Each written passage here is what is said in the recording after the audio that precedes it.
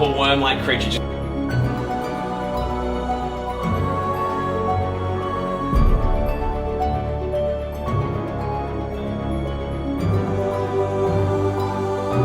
they come across a goblin that is charging them.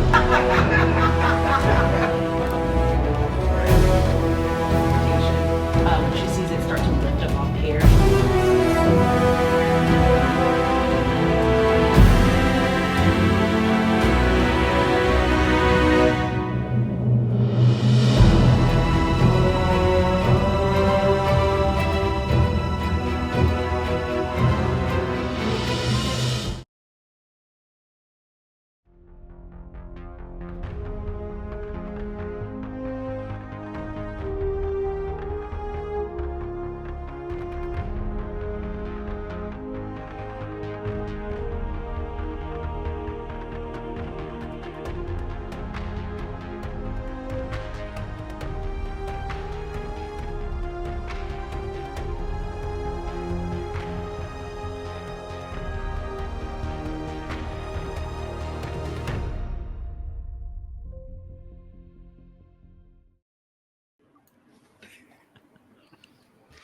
And we're live!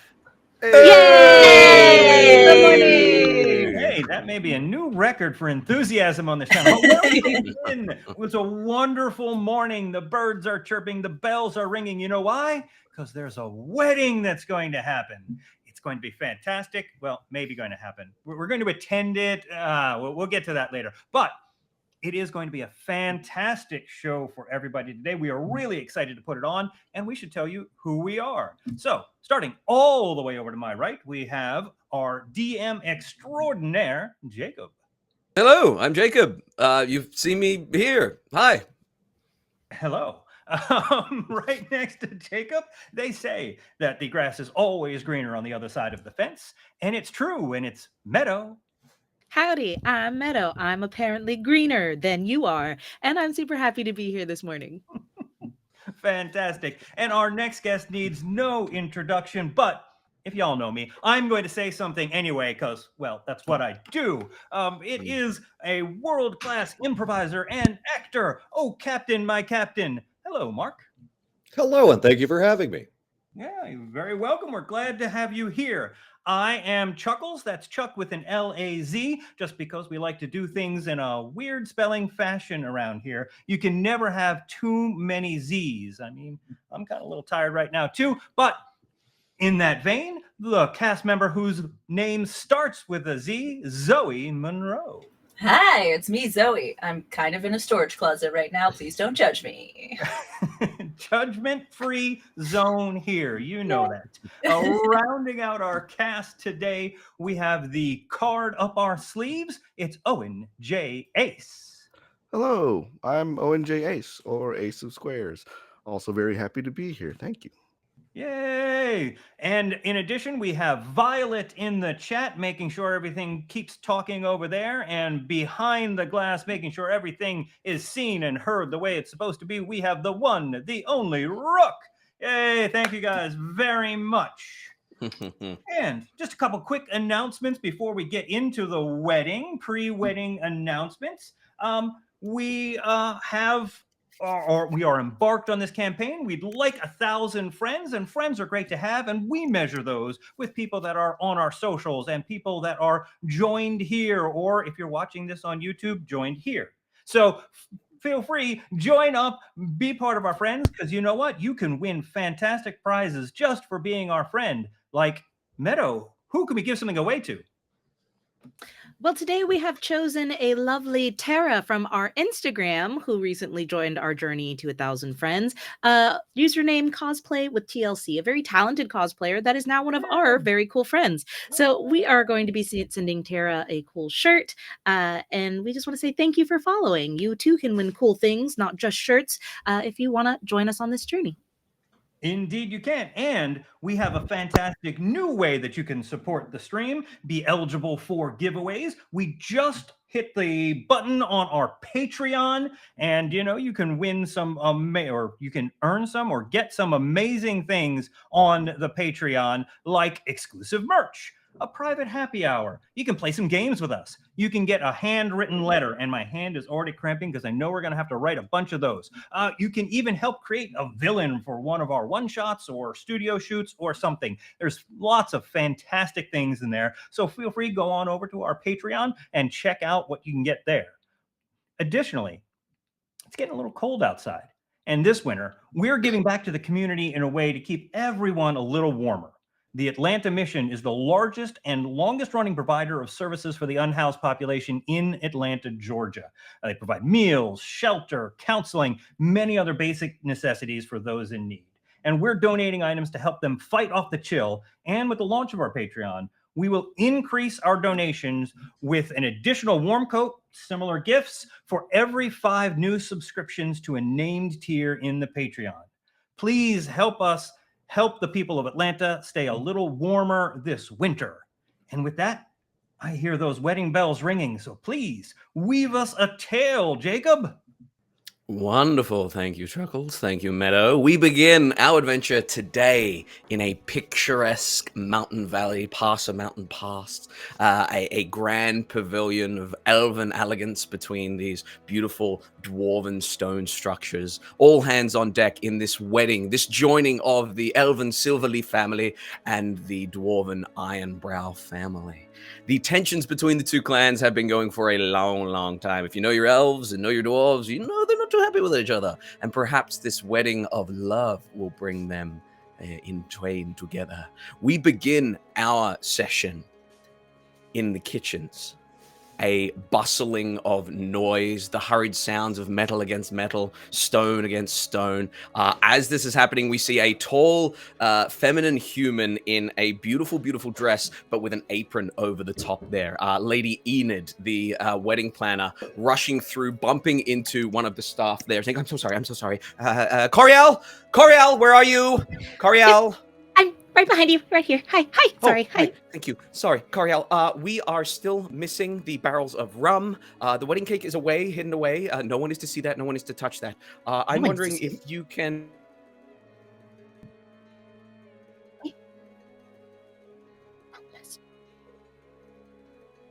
Seems to not have quite the experience that they said they had. A V-Day. If you could head out and just relieve V-Day, maybe just get V-Day polishing silver or something like that. Something, Sure. that won't be in the way. There's a good dear. Thank you so much.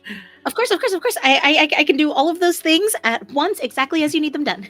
Okay, they need to be done now. Not in a moment. They need to be done now. Right. Okay. And she's going to spin on her heel and scurry off, shouting, Excellent. V-Day! At the top of her lungs. Beautiful. Take the spotlight. What does Coriel look like? Who do we see scurrying out through the double swinging doors towards the large pavilion? Mostly you hear her in these ridiculously high heels, tapping on the marble tile as she shuffles with absolute rushed panic. There is this long beige, very similar to what I'm wearing, kind of blouse and gown, huge spectacled glasses, and she's put on a flower crown for the day, and her hair is kind of tied up a little bit in the back with a wand stuck through it. She has pointed ears that kind of hold the flower crown in place, and she is mostly just a bustle of energy and anxiety as she starts trying to do 5,000 things at once. Excellent. As you rush out into the pavilion, there are a number of tables that are starting to fill already. The wedding's not too far from beginning. And as you look out and see people filling these beautiful kind of round tables, these elegant kind of elven steel chairs that kind of almost like wicker but done with steel. As you head on out there, you run out. You can see that the groom and some of the groomsmen are there already at the dais at the very, very top there. You can see that there appears to be a bundle of younglings, both dwarven and elvish, who are kind of surrounding this one little play pen-ish area. And as you run on out, you notice V-Day. V-Day, what would you be doing right now to kind of aid in beginning this wedding? V-Day is doing their best to just be a good waitstaff and blend into the wall. And unless someone is looking for them, they're kind of going to go unseen. But at this current moment, someone is asking for a glass of water. And so they are very much feeling seen and going, yes, of course, madam. If you go that way, I believe there is a bartender that could help You're you not out. able to bring the water to me? I am told to stay stationary, madam. I am so sorry. Hydration is very important. And just kind I of agree, wanders madam. off Simply in the that wrong way. direction. Heads off into the mountains. It's turned around by a waitstaff. No. Corey. I would run up to V-Day and look at my checklist and go, so you're not fired, but you are relieved of what you're doing now, which is nothing, and you're doing so good. You're doing so good. In fact, actually, polished silver, I did that last night. Why don't you come with me? Why don't you just kind of shadow me, and we'll just we gotta find you something else away from this to do. That is the third guest you have sent off into the mountains. We should just stick with me, and we'll pair up, and it'll be great. And we're gonna make this wedding the best wedding that's ever weddinged, right? Right? Correct, madam. I live to serve. And they do like a little like heel click. And then as they follow you away, you can hear them muttering, polished silverware, fine. I do guess fine. What's wrong with this? It's fine. It's fine. We whip across the tops of the tables over to this faux playpen area. We see a bunch of elven and dwarven kids sat together. They don't appear to be happy to be sat together, but they do seem enraptured right now. Morgor the Magnificent, would you like to describe and introduce, take the spotlight, and let us know what these kids are looking at right now?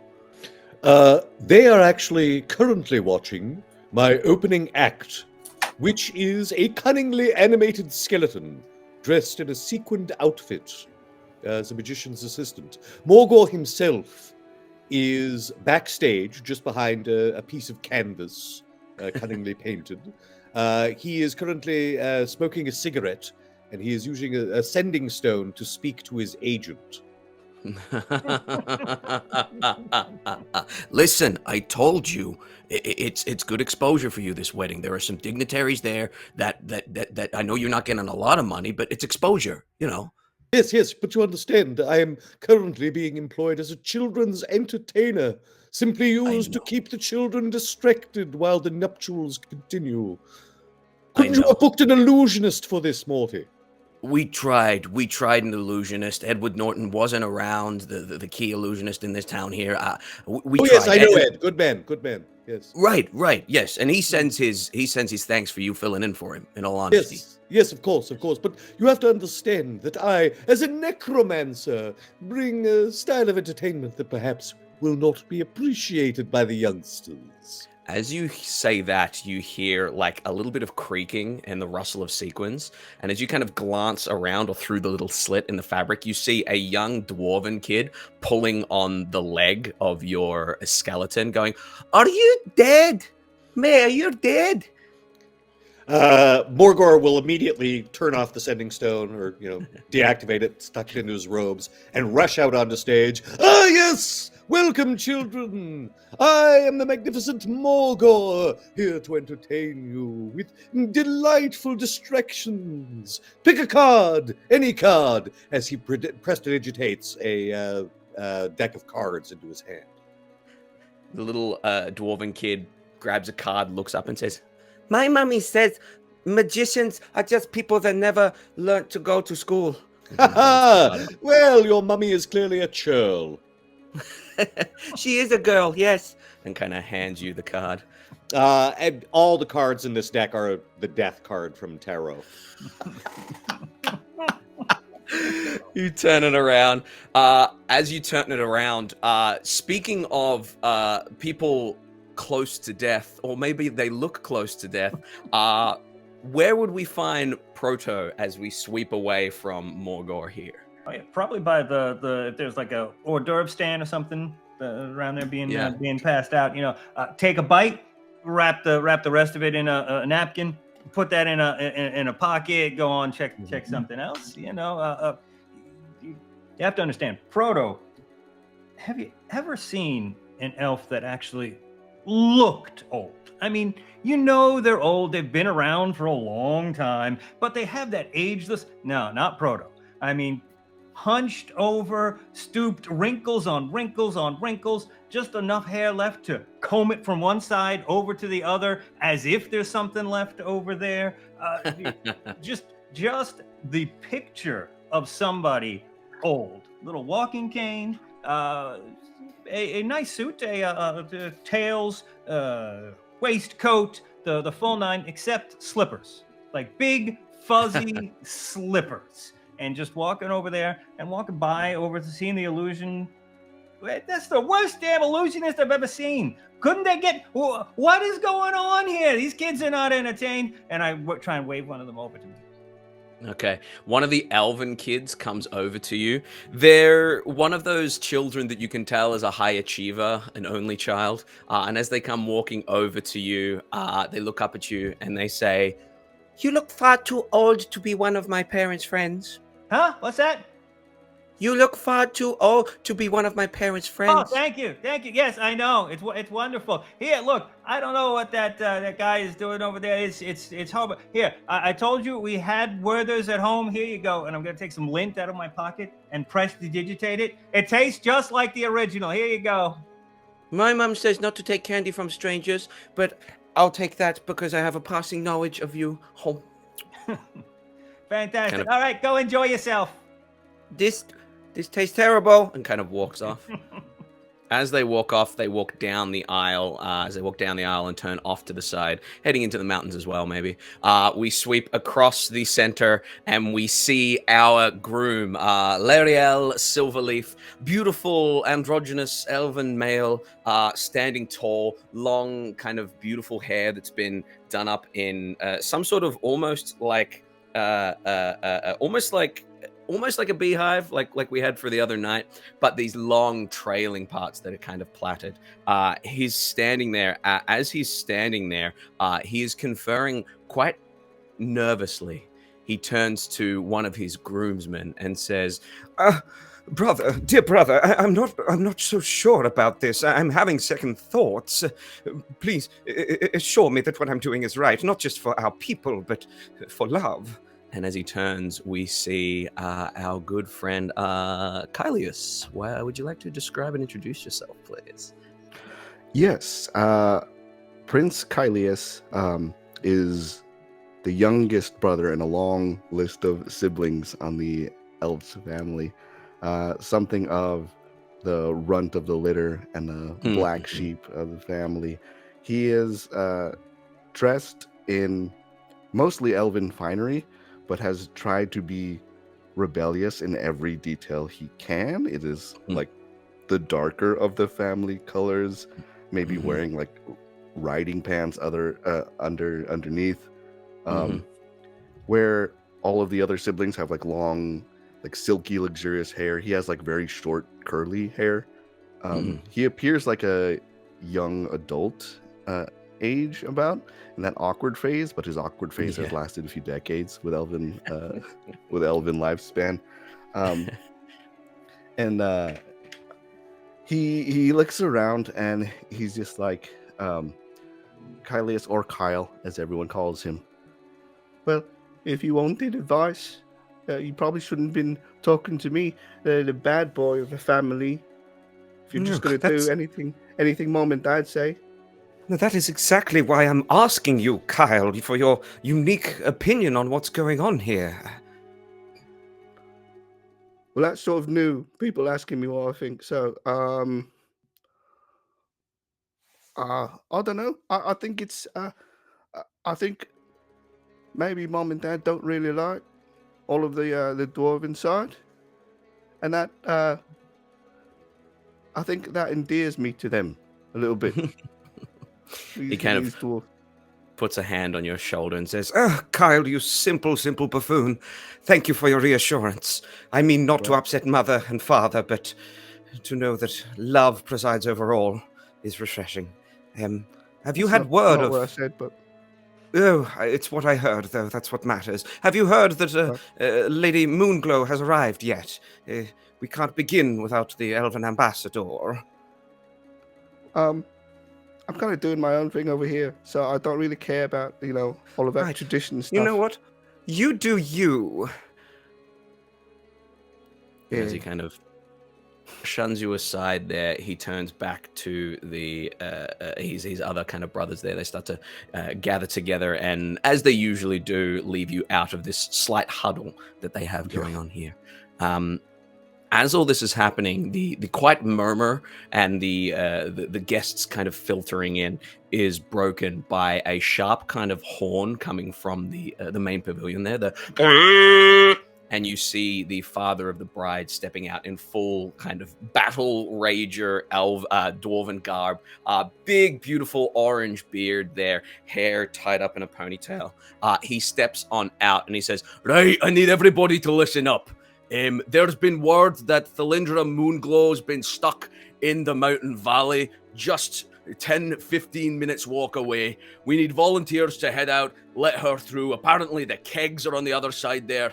If this thing's going to go off without a hitch, I need volunteers to head out there and make sure everything's all right. Can I get a show of hands, please?" What's he saying? And that is my latest trick.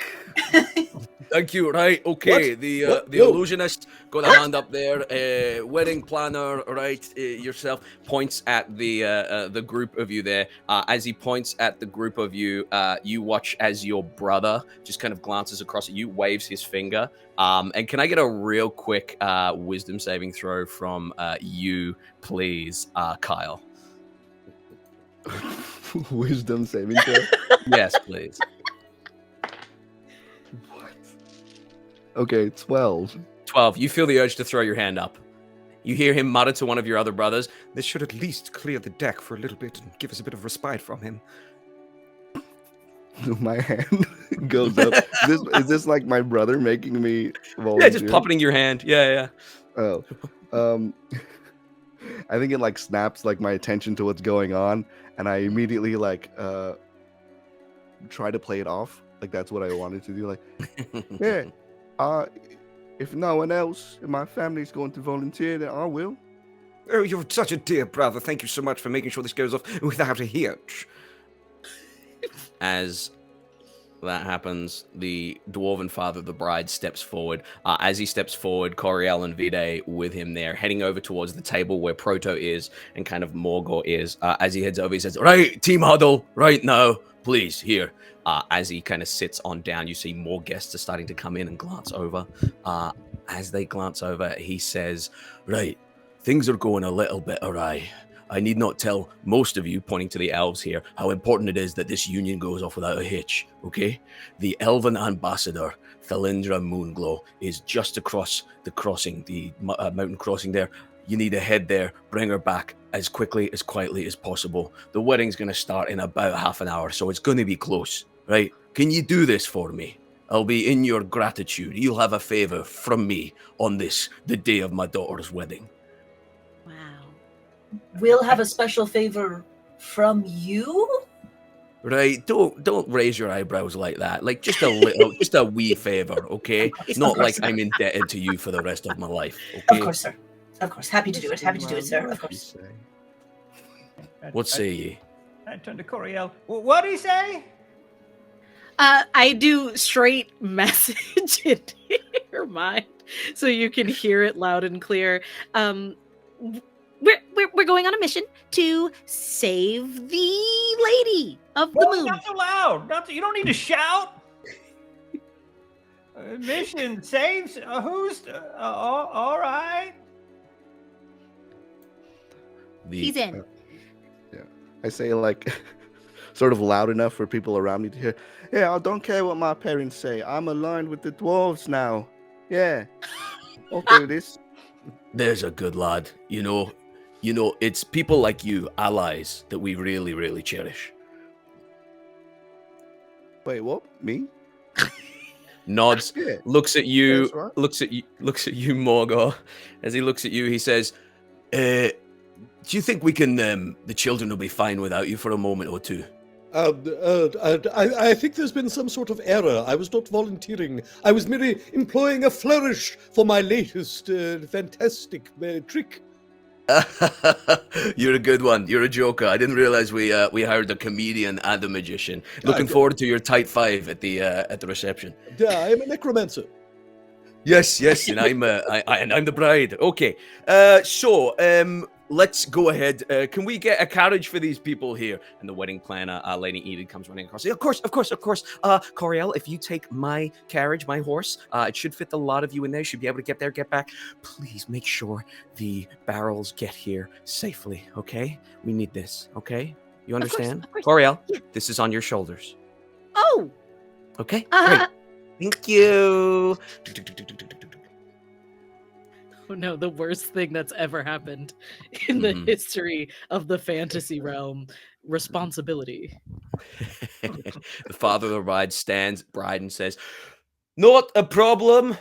Cherished wedding guests, we will begin shortly. I need to go reassure my daughter." And he heads back into the pavilion there. Well, you heard her. We should make it out to Lady Enid's carriage immediately. March! And she's gonna try and get everyone going towards the carriage. Oh, Live to serve and take off. All right. I got this. Yeah, I follow. You head towards the carriage. Morgor, as you head towards the carriage, is your skeleton following you? Yes, of course he is. Beautiful. He actually folds everything up and puts it into a bag and is carrying it with him. Excellent. Folds everything up, puts it in a bag. As he's following along with, two sets of bags with you there, you all make it around the back to this beautiful, beautiful kind of opulent carriage that has on the side Enid wedding planners. As you see that, you're able to kind of hop in. It's all empty thanks to all the gear being out. Beautiful, beautiful kind of chestnut horse at the front of the carriage there. And as you get to the carriage, Morgor, you look back and you realize there is that little dwarven kid that's kind of followed your skeleton behind. And as he follows your skeleton, looks up and says, Can I come along? I quite like him. Oh, I'm afraid not, child. We shall return for more fabulous entertainments in a trice, I am sure. There. Here. He reaches into his robe and produces something that was actually going to be used in the big finish of his act. He has several of them. He just gives him a dead dove. There you are. Kids don't want that. You know what they want? And I pull out some more pocket lint. Here you go. starts to gum the dead pigeon. Also, the dead dove grabs the lint. Yes, I would be careful with that dove. It is overly ripe. Starts to pat it. What's its name?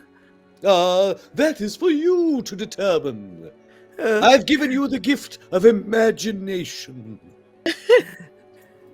I'll call you Iggy. And kind of heads off with the little dove. And he just turns to the skeleton and goes, terrible name, terrible name. As the skeleton rattles back to you, you hop in the carriage. As you hop in the carriage, you're able to hear and gallop your way out towards the mountain pass. The last thing you see, Morgor, is the little kid with Iggy and just throwing Iggy like a paper airplane. And Iggy just goes on the ground. You guys gallop away. As you gallop away in this very cramped carriage with the 6 of you, including your skelly man, as you all gather in the carriage here, you start to gallop up the mountain path towards the cleave in the two cliffs that lead to the pass that heads through. I hand it over to you guys as you make your way there. See if there's anything you'd like to do. I look over to Kyle, and you look important. What's your name? Well, it's Prince Carlius, but people call me Kyle. Carlius. I knew a Carlius once. Way back, it was, what's that saying again? There are many sayings. You'll have to be more specific. Yeah. The dead dove only flies 10 feet. I think that's that's the saying. That is the flavor of the saying that was coined moments ago. Right so. Yeah. Thank you very much. I'll be here all week. What, here in the carriage? It's cozy in here. I suppose. If one likes cozy. So sorry. No. You can't stay in here. This is Lady Enid's carriage. You can't. It was just you can't. It would be you. You're not allowed. You have to leave when it's time to leave. You have to leave. Yes. Where are we going precisely? I did not actually volunteer for this. It was a mistake. Oh, I think just right there. There's the Lady Moonglow that we need to pick up, and I think there might be some kind of blockage or obstacle going on with the kegs, and you can't have a wedding without the kegs. So we will be going straight to there and handling it immediately. Oh, I see. Blockage, you say? Oh, I have experience with those. Not that kind. You should see a cleric about that, sir. Huh? What? You should see a cleric about that, sir. Oh, yeah. Clerics are good for a lot of things, but I'll just wait for it to pass. It'll pass. Just give it a few minutes. Prune juice. That's what they tell me.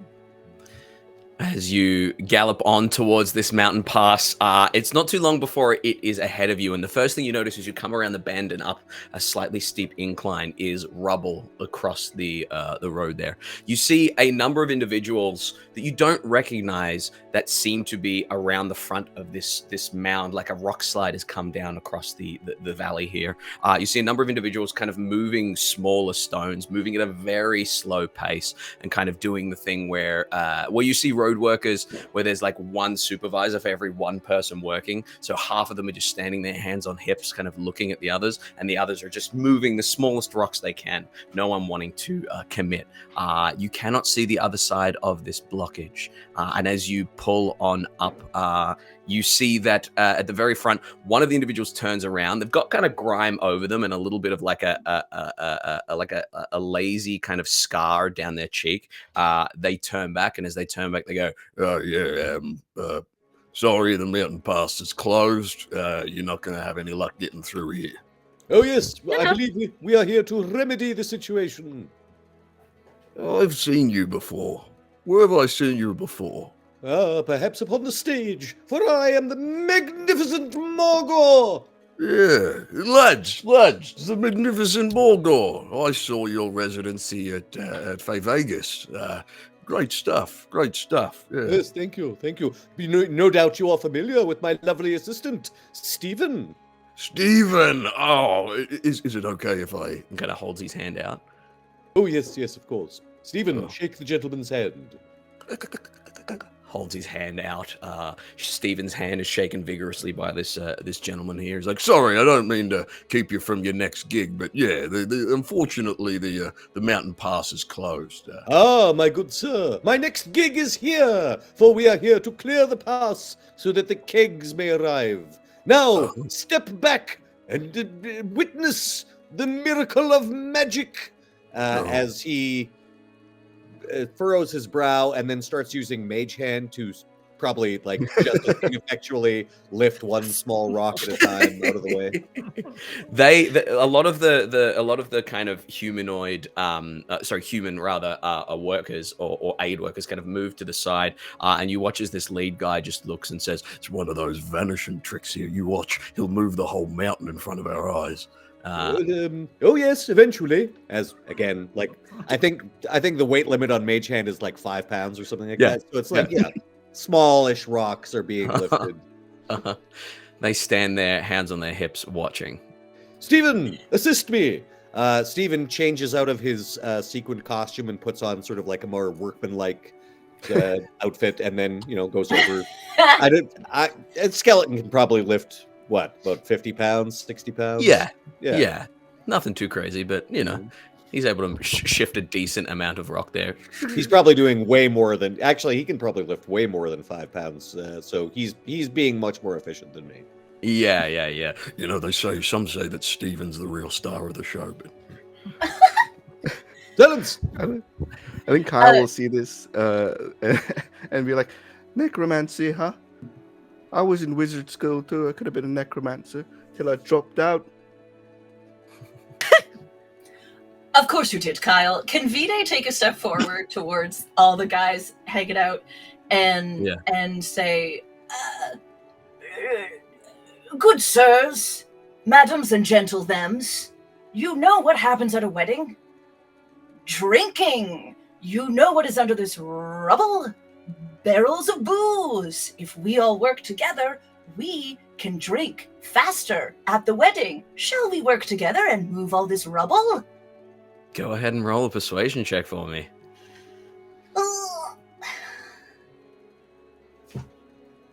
I rolled a nat 1. I have a 10. I have plus 10 and I rolled a nat 1. Can I use a luck point? I should have done and give myself advantage on that one and roll again. Absolutely. Yeah, go ahead. And you watch first of all that their faces are just blank as they stare at you.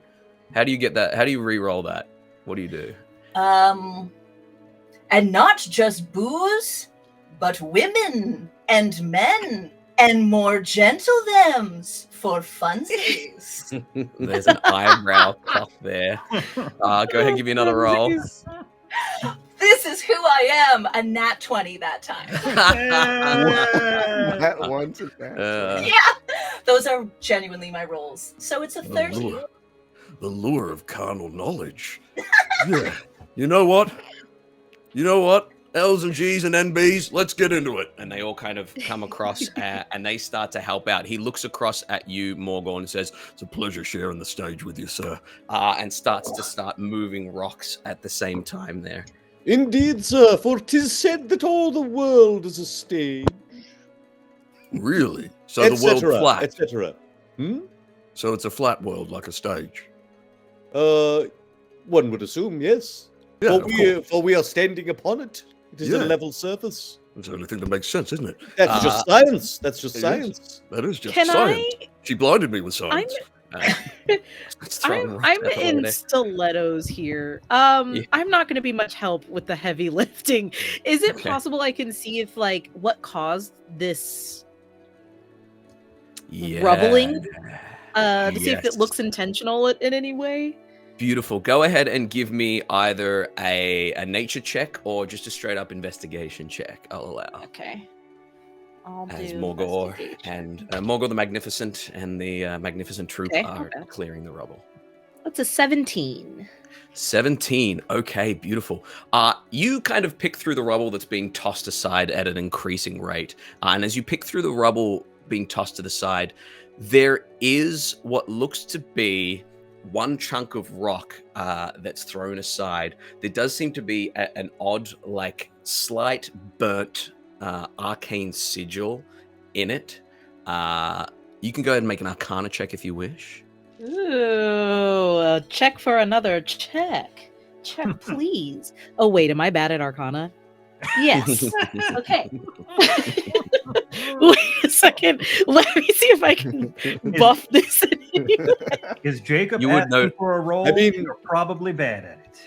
If you wish to draw my attention to it, I have expertise in Arcana.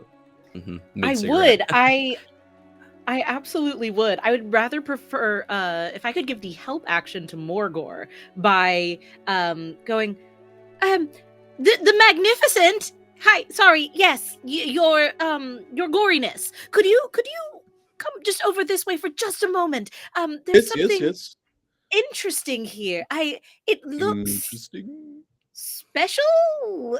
She's going to kind of dust off a little bit of it with her cleaning kit and just kind of like an archaeologist make sure it looks as pristine as possible so he gets the best look he can. Okay, yeah. Ah, yes, you are wise to draw my attention to this, my dear. This does seem to be something in the field of the arcane, and I am a renowned expert in Arcana, as it happens. Arcana check with advantage. Thank you, Morgor. Okay, all right. So with advantage, and I've got a +9. Oh boy. Okay. All right. Well, let's take the 17. So that makes it a 26. 26. Wow. Looking upon this sigil, it has an incredible amount of thunderous energy through it. It is almost as if someone imbued this sigil with some sort of shatter spell or thunderwave spell, some sort of like evocation spell, and triggered it from a distance for this to happen. With that Arcana check, I will say that it bears faint elven curvature to it. I will draw everyone's attention to it, or at least the party, not necessarily the larger group. Yes, this seems to be the work of an evoker, and if I had to guess, I would say one of the elven persuasion. Oh no. Oh no. Oh no. Oh no. And she just starts like going into a very like quiet panic, but it is increasing in levels. Okay, if that means sabotage. And if there's sabotage, then oh my god, I'm gonna get fired. Oh my god. Oh my god. Oh my god. Oh my god. Oh my god. Okay. So we just need to get Lady Moonglow from over there to over here. And if we only get, hey, like one keg and get back as fast as we can, then everything will be fine, right? Wait, Elvin. And she turns to Kyle. What did you do? And she's like very, very intense in his face. Like your breath is now fogging up her glasses because of how intently she is interrogating you. What do I do? They don't let me do anything. If this is my family, I mean, that makes sense. They kind of, I don't know what kind of horrible stuff they do, but I'm not part of that. Sort of a black sheep, sort of a rebel I am, so. I'm okay. All right. Listen. Does your brother, Lariel, love the bride with all of his heart and want this wedding to go off without a hitch? I mean, he wants the wedding to go off without a hitch, yeah? Oh my god, it's not true love. I'm gonna get fired. Oh my god. And she just starts panicking. At the what did you do statement, Proto, who has been sleeping in the carriage, suddenly bolts upright. I didn't do anything. It wasn't me. I took out the garbage. What we got going on? You know, come out and inquire. What's happening? Are we done? You ready to go back in? You do see the rocks have almost completely been cleared, and on the other side, you see a beautiful, opulent kind of gilded carriage, and behind it, a horse-drawn cart with a number of barrels. Good job, it's right Kylie. There. Good job, Kylie. It's just like the person that I knew back when. What was her name again? As you look upon the cleared rubble, you see these two white horses, this beautiful kind of gilded carriage, and you can see what looks to be some sort of footsman kind of sitting on a stool, just there, relaxing, and this beautiful carriage opens up, and you see an elven woman, golden hair, enormous kind of spiked ears, wearing what may clash with wearing white, basically, is what we're gonna say. White to an extent. This beautiful, beautiful dress that has kind of gold piping all over it there, shoulder pads there. As Thalindra Moonglow steps out, she steps out and kind of clip-clops down. Barely even clip-clops. You can see her feet kind of just levitate, and she hits the ground there. As she hits the ground there, she looks up and she says, "Oh, I thought we were going to be here for the entire duration of the wedding. Would have been a shame. Thank you for clearing the way. I guess we'll continue on. Jones." And the footman kind of just gets up, looks at you all, gives you all a nod.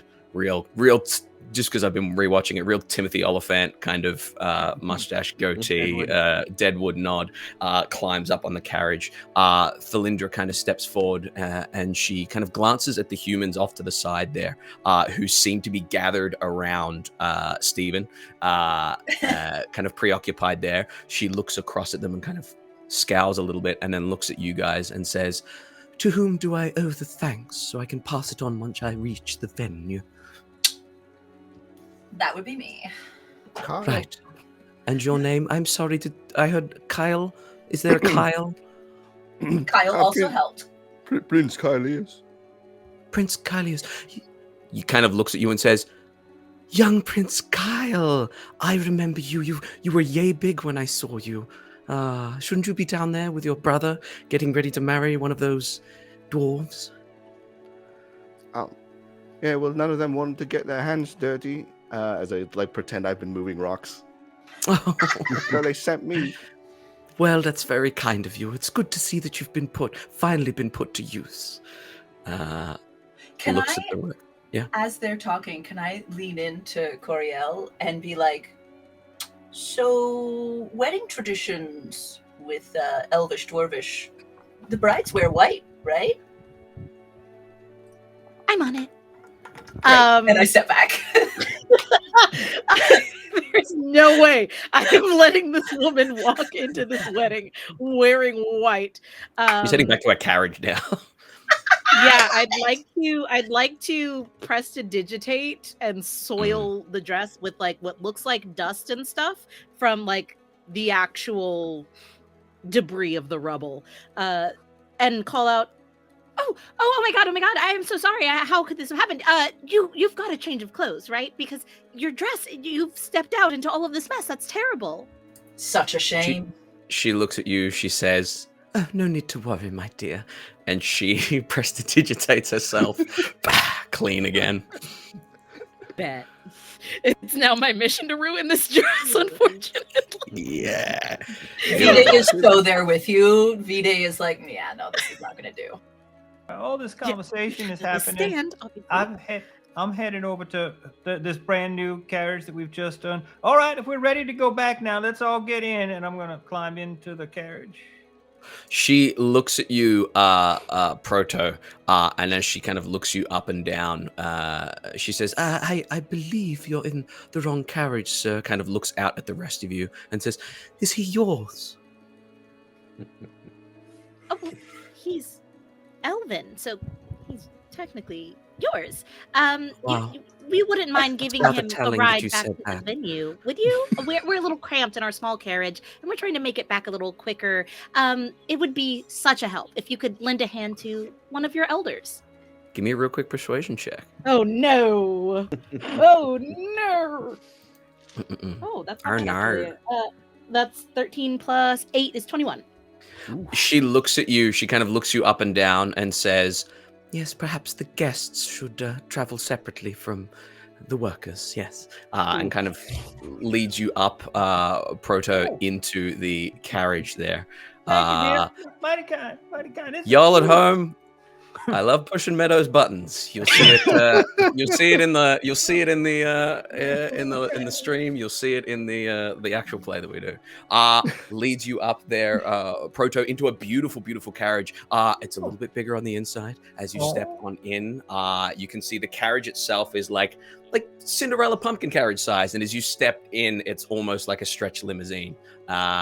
She says, the bar is up the front there, and there is a shower and a toilet towards the rear there. Please make yourself comfortable. Yeah, I've got a little blockage. I don't need the toilet, but yeah, sure. Let's get a. Can I fix you something? And I'll go there. Sherry, would you like a sherry? Sherry would be fantastic, thank you. Carriage door closes, and the the footman just kind of sits there waiting for you guys to get out of the way so he can drive the carriage on towards the wedding. Does the footman look like he likes his charge? Like, does he look disgruntled with having to wait? Or because she seemed a little disappointed that everything had been cleared away. Does he seem to share that sentiment? Make an insight check for me real quick. I don't wanna. That's an 8 on the die plus 6. 14. I don't know. 14. He's a stranger. You don't know this guy. He seems to be doing his due diligence. He's got, no shade to Timothy Oliphant, but Timothy Oliphant permascowl on his face there. But he seems just waiting to go. There doesn't seem anything. Okay. He does seem to be beholden to her. Yeah. Okay. I think when she said like the guests should ride together, Kyle stepped forward for a second and then realized he didn't. He was not included in that, and leaves it off and steps back. But I would like to, if I could, use my gem of seeing and just sort of like look around, look at the carriage, and look at the surrounding the surroundings. The gem of seeing gives me true sight up to 120 feet. Yeah.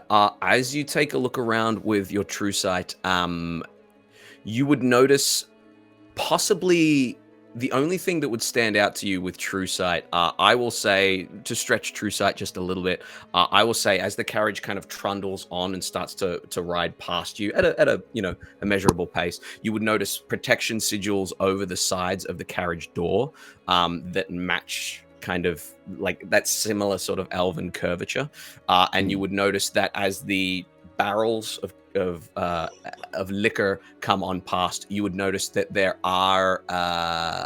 is some sort of there is something suspicious about the barrels in that there, as you look and see kind of through them, there seems to be a what do you call it, Tango and Cash, like most of it's filled with liquid, but there's something else in the tanker, if that makes sense. I appreciate the Tango and Cash reference. Thank you. I watched that far too young, and it stayed with me for years. That's a yearly tradition in my house. Tango and Cash, Big Trouble in Little China. Yeah, we're a Kurt Russell family. Anyway, as we trundle on down the road there, as they pass by, you're able to clock that Kalius. And as we head into our first break with the carriage, with the elven dignitary and the barrels of odd substance coming on down the road, we will go ahead and take a break and let you guys follow along behind and come back in about 10. Yay!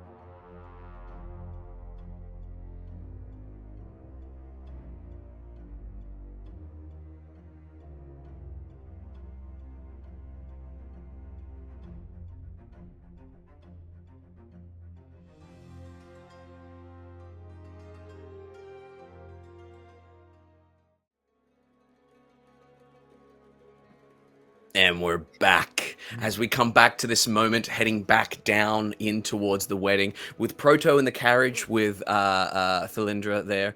The rest of you either in the carriage in front or carriage behind. We have an opulent kind of elven carriage with a cart behind with barrels in it. I would love to know how you guys are traveling back to the wedding, or if you're stopping anything from heading back to the wedding at this point. I'll hand it over to you guys to see what you wish to do here in the valley as you look out upon the wedding below. I poured that sherry for you. Here you go. And I'm gonna sneak a little prune juice for myself. Cause you know, things. Cheers, thank you. Takes a sip. Is this how many weddings does this make for you? I think I'm on 605. I would be in the 400 range. Yes. Well, that's good. That's a good number. What was yours like? Oh, I am dreadfully single by choice. Oh, well, yeah, I made that choice a few times myself. My work doesn't allow me to. You understand what I do is quite important, brokering peace between the elves and the dwarves, being somewhat of a negotiator. So I must spend all my time and energy there. My love is for the elven people, not for anyone else, not any one elf. Oh yeah. You say that now. Wait another 1,000 years or so. We'll talk then. I'll hook you up. I know a few friends back at the home. Do I get the sense that she is that she really means this? Peace is everything. I'm going for. Go ahead and roll an insight check for me. That's a natural 1 for an 11. Beautiful. You are so caught up in the fact that maybe you might be able to play wingman to one of the folk at the elven home that you're not able to really truly discern her intentions towards elven dwarven peace or not. Yeah, fantastic. We got somebody that'll set you up with maybe Kaya. There was a Kaya something or other that I knew once at some point in time. Excellent. As you trundle on with her, kind of speaking of Dwelven Dwelven. Wow, that's what we're calling it. Dwelven negotiations. It will soon be Dwelven.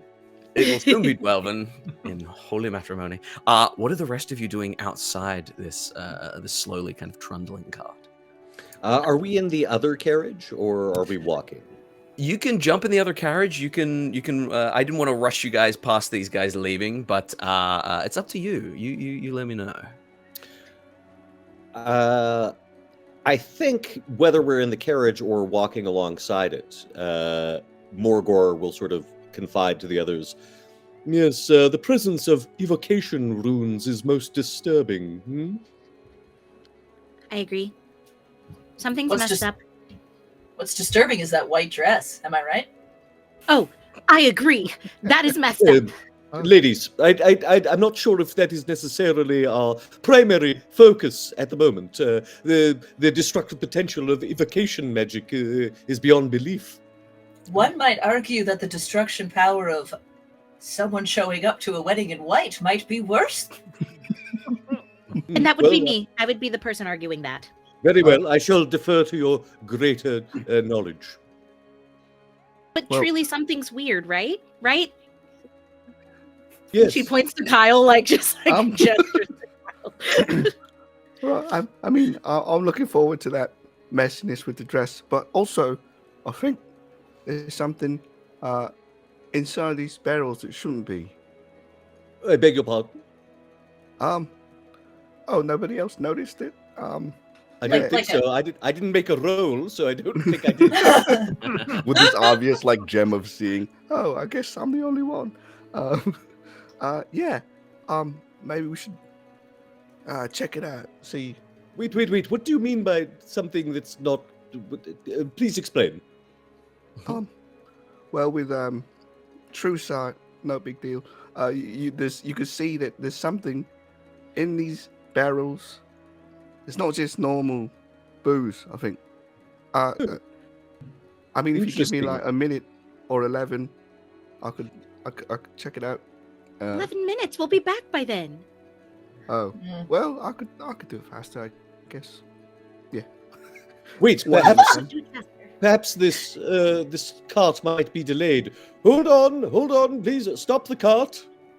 The booze cart kind of stops. You see this kind of scruffy looking gnome with a big old mustache kind of looks and says, Yep. What can I do for you? As it stops, he sort of like ushers his skeleton into the path of the truck, and he's like, "I am terribly sorry. I seem to be having a malfunction with my assistant. I'll just require a moment. I have to adjust his humerus." Right. Sounds funny to me, but go ahead. Yes. And he takes out like a little necromancer repair kit. It probably has like. I am interested, Mark. If you could tell me what is in a necromancer repair kit. Oh, it's essentially like just a bag of bones and then Replacement parts. replacement parts basically. So he busies himself and makes it look like he's doing something with the skeleton there. It's like, yes, I'll just be a moment. Hopefully distracting them enough for Kyle to get in there. Yeah. I will get a deception check from you, Morgor, with advantage because your Skelly Man's Steve is helping. Yeah. Yes. Well, I am nothing if not deceptive. I am in the theater, you understand. We're all And with about honesty advantage, in the you said, theater. yes? With advantage, yes, please. Okay, that's a 19 on the die on the high side. And with his deception, that's like a 24. Excellent. The gnomish cart driver just kind of, ties off the rope for the horses that he's kind of dealing with, leans to the side, puts his feet up, and just lights a cigar and is just there, chillaxing. Now's the time to strike. As soon as I hear that like rip of fire, I hop down off the other carriage and I'm like, okay, you go that way. I've got eyes on the potbellies. Okay, Vide, you with me. We're gonna head around this side. And she's like already talking and moving at the same time. So who's to say if anyone knows what's going on? But she is saying things and moving toward the like booze kegs. Okay. Madam, should we be stopping the other carriage? Which carriage? What? The carriage with Proto and the lady in white. Why? Well, Oh my god, why? I don't know. I thought maybe if one carriage is stopping, should the other carriage stop? I'm gonna stop talking. Okay, so Kyle's gonna look at the booze and we're gonna sabotage her cart. No. She has to get there on time. Oh my god, everything's going wrong. Okay, everything's fine. And she's going to see if Vide will come with her to to delay the cart. I think Vide has good ideas, and she's too panicked to make her own decisions. Excellent. So I you're click running. my heels. You're running to the elven cart. Yeah, to get up behind Beautiful. it. Okay. You guys run ahead to the elven cart. Kyle, what are you doing to this booze cart right now? How are you going about this? I will put my hands on one of the barrels that I saw had something, and I'm going to cast Identify. Beautiful. You kind of sneak. Give me a real quick stealth check just to kind of duck behind the wheel. Not a high DC. This gnome is really not interested. Yeah. I'm great at 11. 11. Okay. You head along to the back of the cart there. As you head along to the back of the cart, as you go to slap your hand on it, the gnome just kind of looks across and says, Hey, keep your fucking hands off. That's for the wedding. if you want a sip, and kind of holds out a canteen. He says, you can get one here and then be on your way. Hold it. My parents told me that I should count them, inspect them. They suck, but I gotta do it.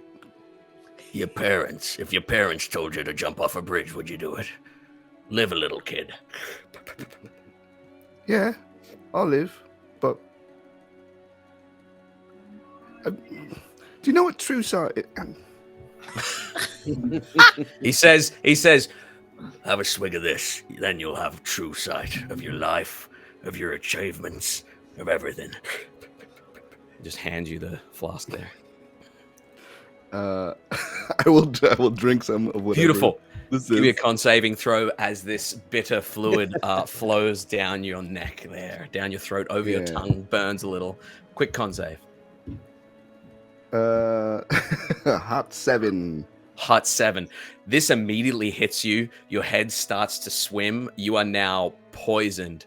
However, he does turn away from you, turns away from you and says, Yep, a couple of years on that, and you'll have a real insight into where your life's been and where your life's going. and he turns away. So you are now poisoned until further notice, but he does turn away back to Morgor, putting more bones on Stephen there. Yes, it looks bad. I'm going to have to replace the entire pelvis. Sorry, I'll be as quick as I can. And you start to put him back together there. Stephen's helping. He's just kind of holding bones for you. Kyle, go ahead. You cast Identify.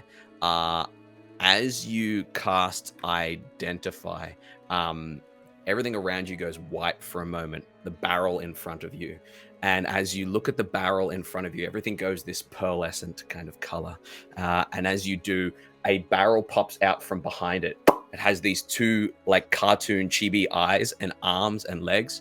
And as it pops up, it says, "All right, what can I do for you? You're looking to identify this barrel here, eh?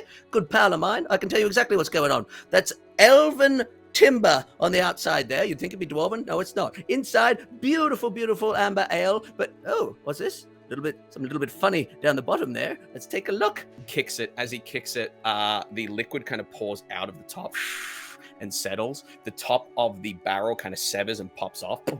And as it rolls, you see a fine black powder. It says, "Oh, black powder hidden in there. You want to be careful. Things like sparks or certain evocation kind of magic could set this stuff off, and big bada boom," as a friend of mine once said. Interesting. You got me? Shit. You need anything else? Cool. Yeah, I'm cool. I gotta go. Thank you. Oh, all right. Shakes your hand. You blink, and the barrel's back to normal there, just sitting on the carriage.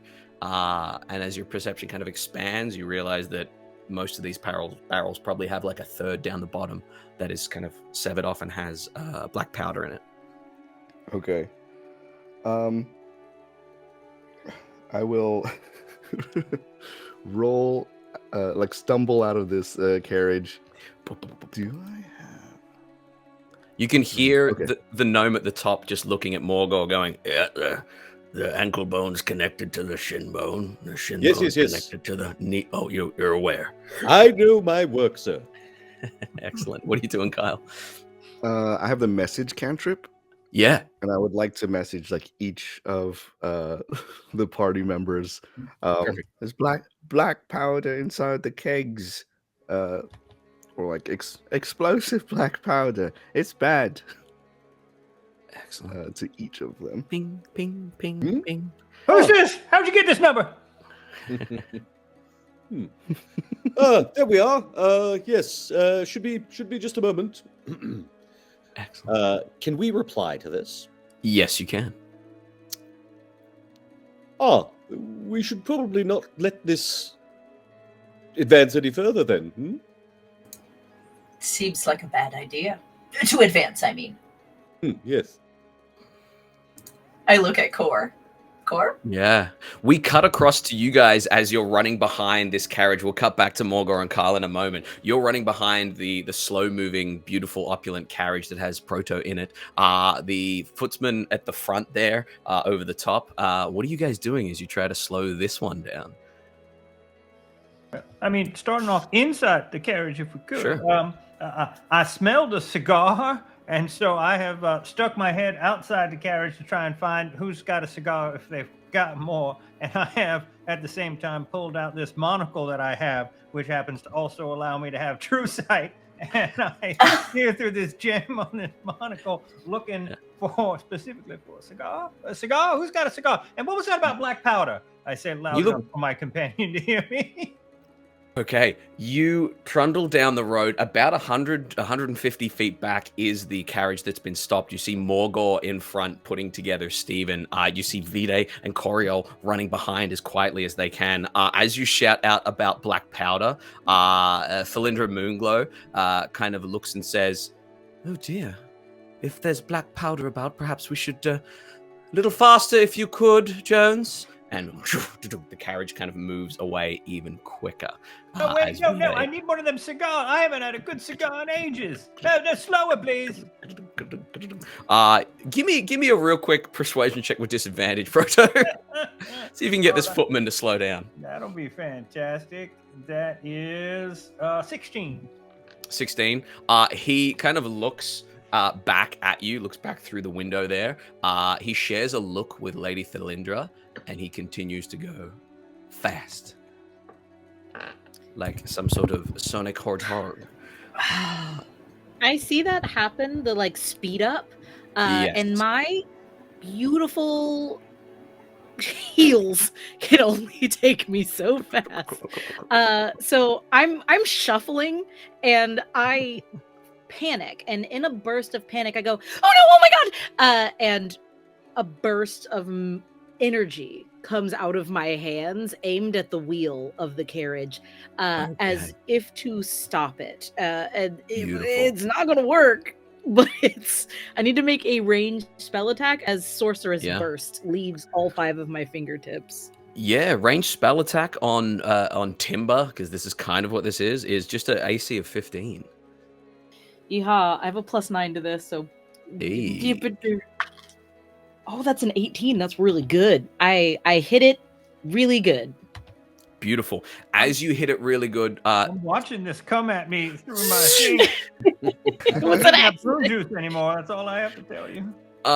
The wheel is blown off. As the wheel is blown off, go ahead and make a dexterity save for me, Coriel. As you see, Proto, the arcane kind of sigils that Kyle noticed, the protective sigils on this carriage, flare, and a burst of like blue elven lightning energy just kind of courses along the ground, like the fire at the end of Die Hard 2, chasing the plane, and it just comes across, hits you, Coriel. Dex save real quick.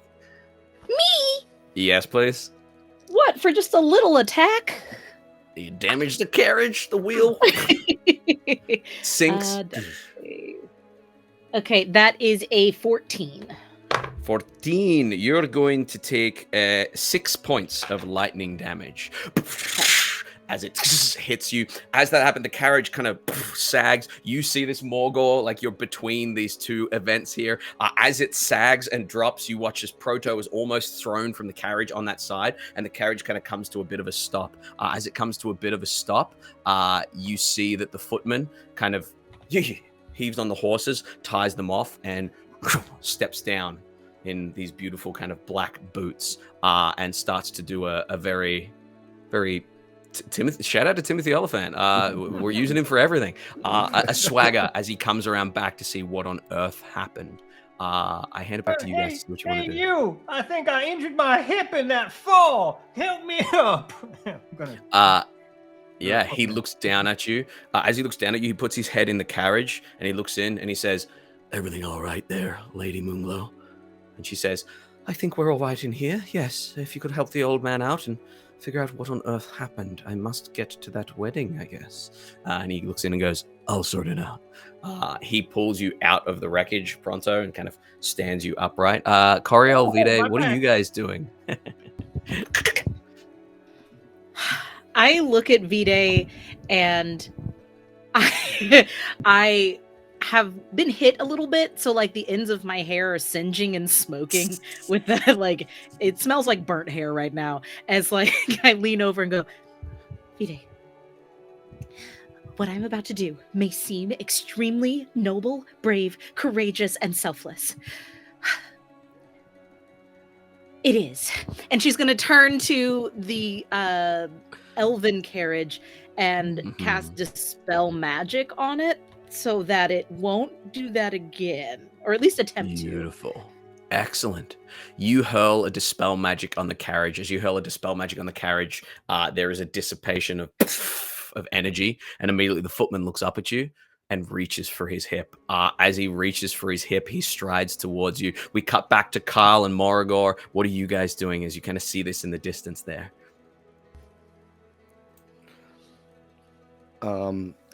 What do we? So the footman of the elven carriage. Yes, that's Is it- about 100 or so feet, 120 feet in front of you. It carried on a little further, and now you watched Coriel blast it, and now the elven footsman is kind of out and stepping towards Coriel, hand on his hip, reaching for something. Excuse me. Hold on. You there with the Gnome. The gnome looks back at you. Yeah.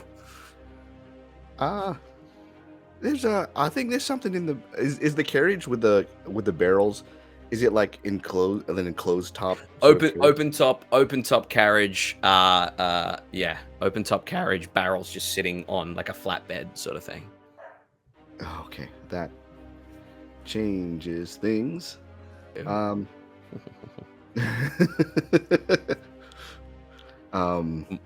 Stephen taps you on the shoulder, Morgor, and just kind of points that way as well to the carriage. What? Actually, yeah. Morgor will say to the gnome, "Oh, quickly, fellow! They need assistance down there. Quickly! You go! We'll mind the cart." Puts it out. He kind of steps down. He's got quite a bulky kind of frame to him for a gnome. But he's gonna look at you, Morgor. He's gonna look back at you, Kyle. He kind of rattles his little drink and swigs it, and he says, "I know how much is in this," and sits it on his carriage. And he starts trotting on down that way, leaving you two alone with the gunpowder carriage. Well, we have a moment's breathing room, as they say. But what exactly should we do? Did I see protective sigils on this one too? You did not see protective sigils on this one. No, just the indication of powder. Describe the area that we're in. It's sort of off in the wilderness a little bit, right? You're in the wilderness. You're in a slightly winding valley, mountain valley. Two enormous kind of peaks either side of you that come down the side. There is greenery, trees either side of you that kind of zigzag like up the mountain either side. But as far as the path you're on, it's just a 20-foot wide, rough mountain path that leads back towards the main city and down into this valley. So, if there was, say, a large detonation, it wouldn't hypothetically hurt anybody nearby? It probably wouldn't, no. Yeah, because it's got the valley, so that'll contain the black. I'll just turn to Kyle and say, better here than anywhere else, don't you think? Oh. Yeah. Will that kill us, though? Well, not if we manage to get far enough away. Right. There's no other living people around, right? As far as you can tell, the human workers are way back where the kind of the rock slide happened. 120 feet in front of you is this chaos that we're about to cut back to. It seems clear for at least 120 feet, and there's nothing on the sides of the mountains that indicate a sentient life. Give me a real quick nature check, both of you. Nature, I do. That'll just. I don't have proficiency in that, but let's see. Sorry, this was not with advantage, was it? It was not. No. Does poison give me disadvantage on this? That's poison gives you disadvantage, Kyle. Yeah, sorry. Morgor. That's like a 12 total on nature. Okay. Yeah, I mean, 8 should be fine. Right? Should be fine. Nature will heal itself. Yes. So if it's 120 feet, then we can just sort of trot down behind the gnome. Mm-hmm. And then, I mean, reckon a firebolt will do it? Only one way to find out. We should take one barrel with us as proof. So we'll roll. Yeah, if Kyle, I've got a 6 strength, so I'm going to need you to do this. Get the barrel down and just sort of carry it down ahead of us. So we've got one barrel with us. Yeah, step aside 6 strength. I've got 8. Yeah, okay, so way better than me. The two weakest. Stephen can help. Actually, Stephen will help you. Stephen is strong as a normal dude, so yeah.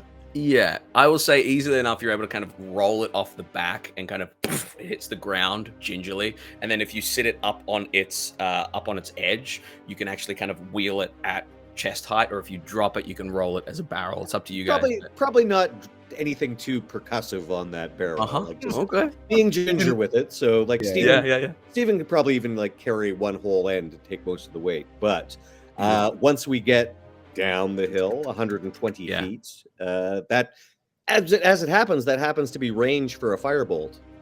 Indeed. Yeah. So let's try that. Beautiful. You hurl a firebolt as the fire is kind of thrown across the length of 120 feet in slow motion. We cut back to Coriel Vide. The footman kind of pulls out this, what looks to be this almost hooked kind of wand that sits in his hand, kind of like some sort of firearm. As he does, he flicks it out gunslinger style. And as he aims it out, Kyle, you see this. He flicks it out and kind of curls his hand around and flicks it at you, Coriel. Coriel, if you could go ahead and make a real quick wisdom save as he looks at you and says, "You're going to stay right there, darling." No, we're helping! Okay, but also I love him. Me too. It's a problem. He's gunslinger coded, so unfortunately, I love him. Same page, Meadow. I'm sure a hot character in there somewhere. A wisdom save, thank you. Ooh, that could have been worse. That is a 16 total. 16. Okay, you just save. As you just save from a hold person, I don't want to use that pen on that. As you just save about from to paralyze me. As you save from a hold person, there is a moment where he is about to come at you, and we're about to roll initiative. But the first thing that happens that pauses all this is a boom, a thud. A shockwave kicks up dust. Morgor, your cloak kind of flaps a little bit. The worker's outfit on Steven. You all kind of stumble away from the explosion for a second. Boom! An enormous explosion, flames bellowing from the mix of alcohol and gunpowder. As this echoes out, there is silence for a moment, ringing in your ears, mop, mop. And as you get that ringing in your ears, as your hearing comes back to you, you all just hear this. And you look up and you see both sides of the mountain shifting, Mount St. Helena's kind of style. And you guys see that this mountain is about to collapse in on you. I'm going to need initiative to get out of this sticky pickle. Oh, we did this. We did this. Okay, all right. I got to roll for the gnome as well. Oh, man. Okay. Oh, I didn't know I could do this. I'm like a hand puppet guy now. This is my whole shtick. Hey! Okay. I feel an illusionist coming on as your next character. Excellent. So, 25 to 20. Oh. Is 21. this also disadvantage? This is also disadvantage because you're poisoned, yeah. Yep. Coriel Vide, what did you guys get? 21. Dirty 20. Dirty 20. Excellent, excellent, excellent. Vide, then Coriel. Beautiful. 20 to 15? Okie dokie. 15 to 10. 10. Lucky 13. Huh? Lucky 13. Beautiful, beautiful. And 12. Morgor. Okay, Morgor, Kyle, and then Proto.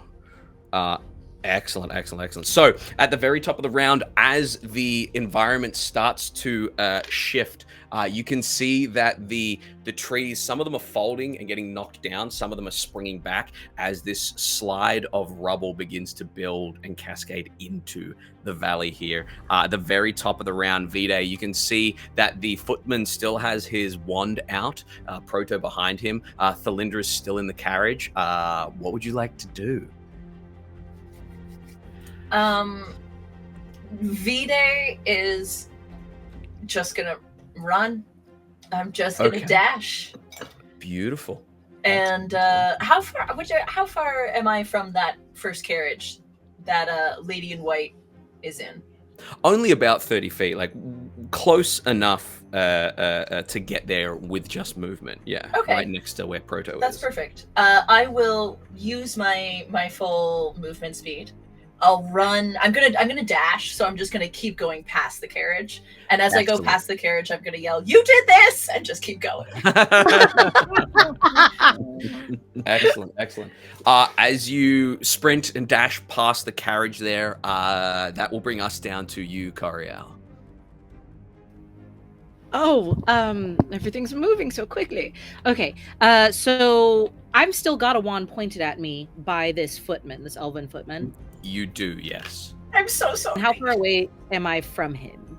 You are about 20 or so feet, 20 or 30 feet from that carriage. Yeah. Great. You're Misty quite step close. past him. Nice. 10 feet past him. And then I'm going to...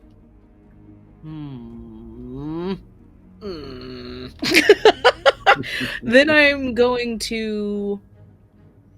The window is open, right? To the carriage where the window lovely is lady open. is. It's slightly tilted towards the ground, though, because of the wheel that you knocked off. Not too much, though. Just the back wheel. Gotcha.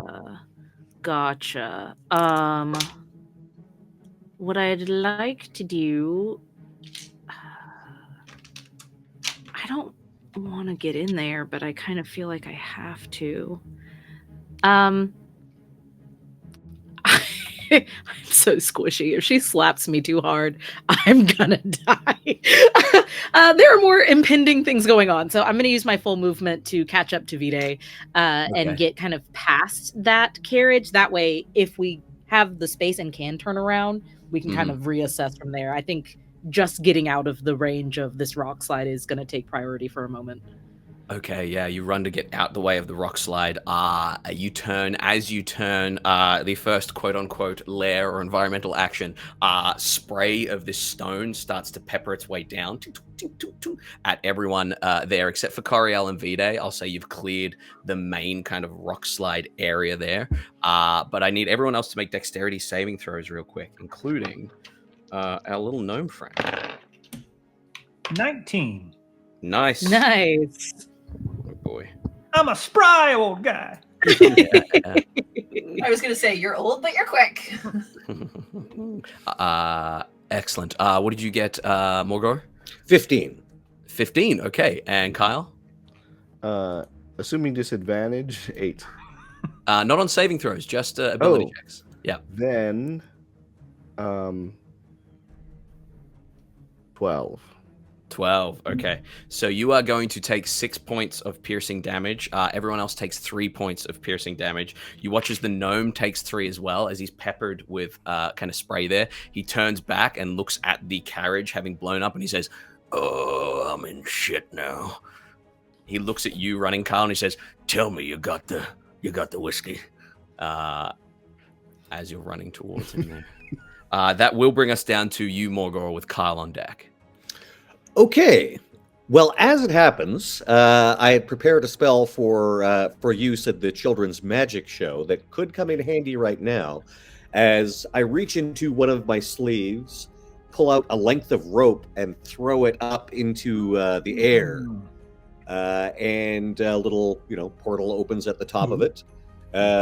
And I turn to Stephen and Kyle, who I think are the only ones next to me, right? And the gnome, is the gnome there? And the too? gnome. Yeah, the gnome's there as well. And I say, "Climb, gentlemen, climb for your lives." And he'll go up, obviously. You're going to get Stephen to bring the barrel up as well. And if necessary, I can use Mage Hand or... to aid that. I mean, I've got Levitate as well, but I'd need another action to cast that. Yeah, what I'll say is between Steven and the coil of the rope can actually scoop the barrel and roll it up and kind of bring it up as well, like a dumbwaiter sort of thing, and then plop it in and then drop back down there. Excellent. That will. Anything else you want to do? Anything else Steven wants to do? I mean, they'll use their movement to get up into the interdimensional portal, and I used my action to cast it, so yeah, that's pretty You're much what I good. got. Nice. That is going to bring us down to you, Kyle. The mounds of earth racing towards you. You and this gnome here. What would you like to do? I'm gonna climb up the rope. Can I see into the carriage? Can I see Porto? You can see Porto standing beside the carriage. Porto was pulled out of the carriage. Just want to make sure he's aware of the rock slide. Yeah. Proto. What? Yeah. Oh yeah, and when I shouted, it was like to everyone, like Yeah, because we're fairly close to the carriage now. Yeah, you're about We 30 went- feet. Yeah, 30, 40 Yeah. feet away. Yeah. Okay, so we'll inviting everyone to get to safety. Excellent. Kyle. Yeah. Then I think, yeah, I'll just use my movement to climb up the rope. Beautiful. Yeah. As you climb up the rope and get into this extra dimensional space, I'm curious, Morgor, how is your extra dimensional space kind of decorated? This safe haven home away from homes when you need an hour to kind of chill out before a children's party or before a show. What is the interior of your rope trick kind of? What vibe does it have? I would say lots of Morgor the Magnificent promotional posters and Play-Doh. And, you know. Yeah, cardboard cutout, life size. Yeah, there's probably a standee. Yeah, there's a standee. Like the merch store. Oh yes, and actually, like there's numerous stacks of like the merch that he, the t-shirts and whatnot that he sells after gigs. Yeah. And probably some sound equipment. Excellent. Kyle, you appear in this space here. Anything else you want to do? No, he's just like, oh, this is nice. I almost learned this spell too. Yes, the kids love this one. Yeah.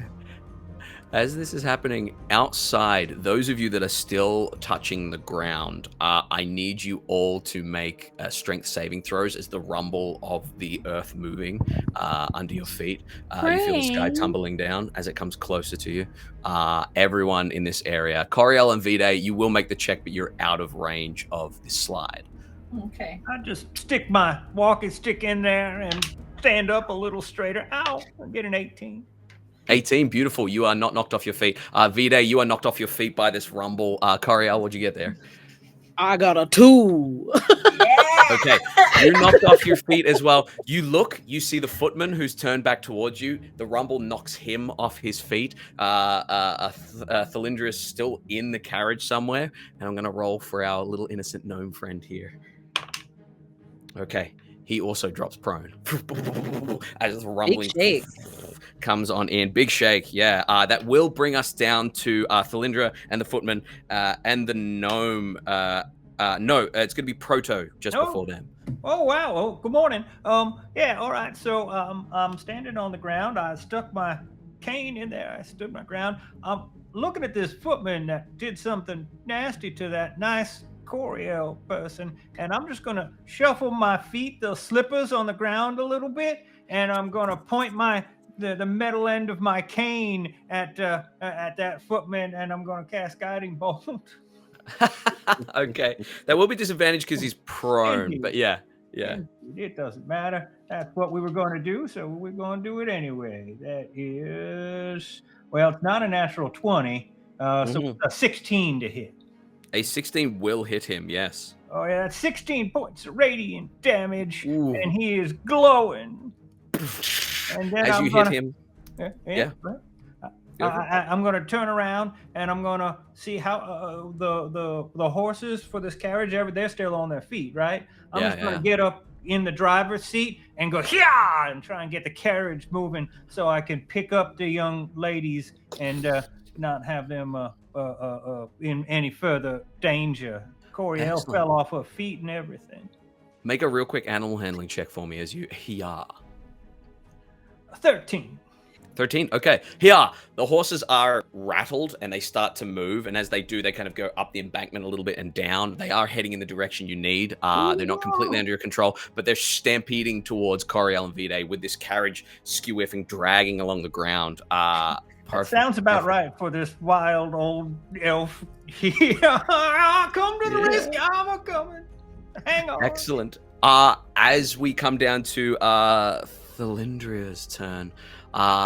She kind of pops her head out the carriage as it's moving. She can see that her footman has kind of fallen and that you guys are heading and there's this landslide coming. She's going to have to do it. She's going to burn a high-level spell slot that she was going to save for other things, but she goes, and lifts her hands, and as she does, the air around her crystallizes and the air around the carriage crystallizes, and she's going to throw up a wall of ice that goes up and around where her footman is and curve like a U and kind of guard the sides of the carriage against the landslide coming in as you guys gallop away. As that happens, the footsman is going to get up from prone. He's going to glance down the way. He's going to move 15 feet and then he's going to face step to near the carriage there and be running forward. As he is, he says, "My lady, there's danger ahead. The two in front of the carriage, they're not friends." As he's running forward, that will bring us down to our gnome friend, who's kind of there on his back, cigar in his mouth, looking up, going, "Well, if this is how it ends, this is how it ends." And he is just going to take like one last puff, stub it out.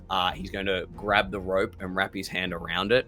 And just kind of pull himself up like by one hand and just kind of light another one. And he's just kind of pulling himself up by one hand, pull by pull, having a drag on his cigar. Not too fast to whether he gets hit or not, but right at the end of his turn, he slips into the extra dimensional space. And as he kind of looks across, looks around this room, spots a Morgul the Magnificent ashtray and just brings it across and starts to... Much obliged. Yes, that will be 5 silver pieces. He kind of looks back down at it. For the ashtray you've put. You know what? My compliments. My compliments. Much obliged. And continues to puff on the cigar there. We come back to the top of the round. Vide and Coriel, what are you guys doing as this carriage comes towards you? It looks like danger from the landslide may be averted, but there still is an elven footsman that seems to think that you're naughty. I look at Vide and I go, "So first priority is the dress, right?" Obviously.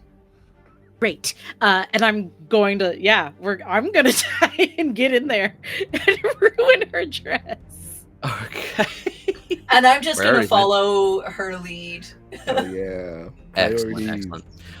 So you, Vide, and Coriel movement like kind of get to the side of the carriage. You see her in there in the long stretch, just kind of bracing herself, and she kind of looks out the window at you guys as if to say, "How did you get there?" You see the footsman kind of running behind, like not too far from you, about 10 feet. What are you doing, Vide, before we come down to Coriel, as you see her in the carriage there? I'm gonna look down at her and say, it's not just tacky to wear white as a guest to a wedding, it's mean. And, oh, this is so weird. I'm gonna try and rip her dress. And rip her dress? Like rip it off of her. I don't want to make her naked. I don't want to be that person. But this dress needs to go. Go ahead and give me an attack roll with your vicious dagger. Okay. 24? Hit points for a dress. Go ahead. Yeah, that definitely hits. Go ahead and give me your damage there as I improvise some hit points for a dress.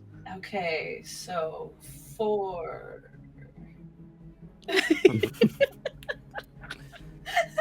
4 plus 5. What's that? 9. 9 points of damage. Okay. You hook your blade into the dress and kind of tear along the side there. What it does is it does kind of tear open like a Hollywood tasteful amount of like thigh as the dress kind of slips open. Kind of looks badass, but you have definitely torn the dress, and she looks up at you with furious eyes and she says, "Oh, you shouldn't have done that." Anything else you want to do, Vide? Oh no, it's sexy. That's all. Coriel, what would you like to do as you pull up alongside? I think I'm going to... Jeez Louise. Again, I don't want to make this woman naked. I have one more use of being able to use my Misty Step, and I think it's worth it to try to get in there. Yeah, absolutely. So I would like to bamf into the carriage. Easy enough, yeah. You Nightcrawler in there. And my favorite X-Men. And what I'd like to do is Mind Sliver. Okay. I want her to think that it doesn't look as good as it does. Okay.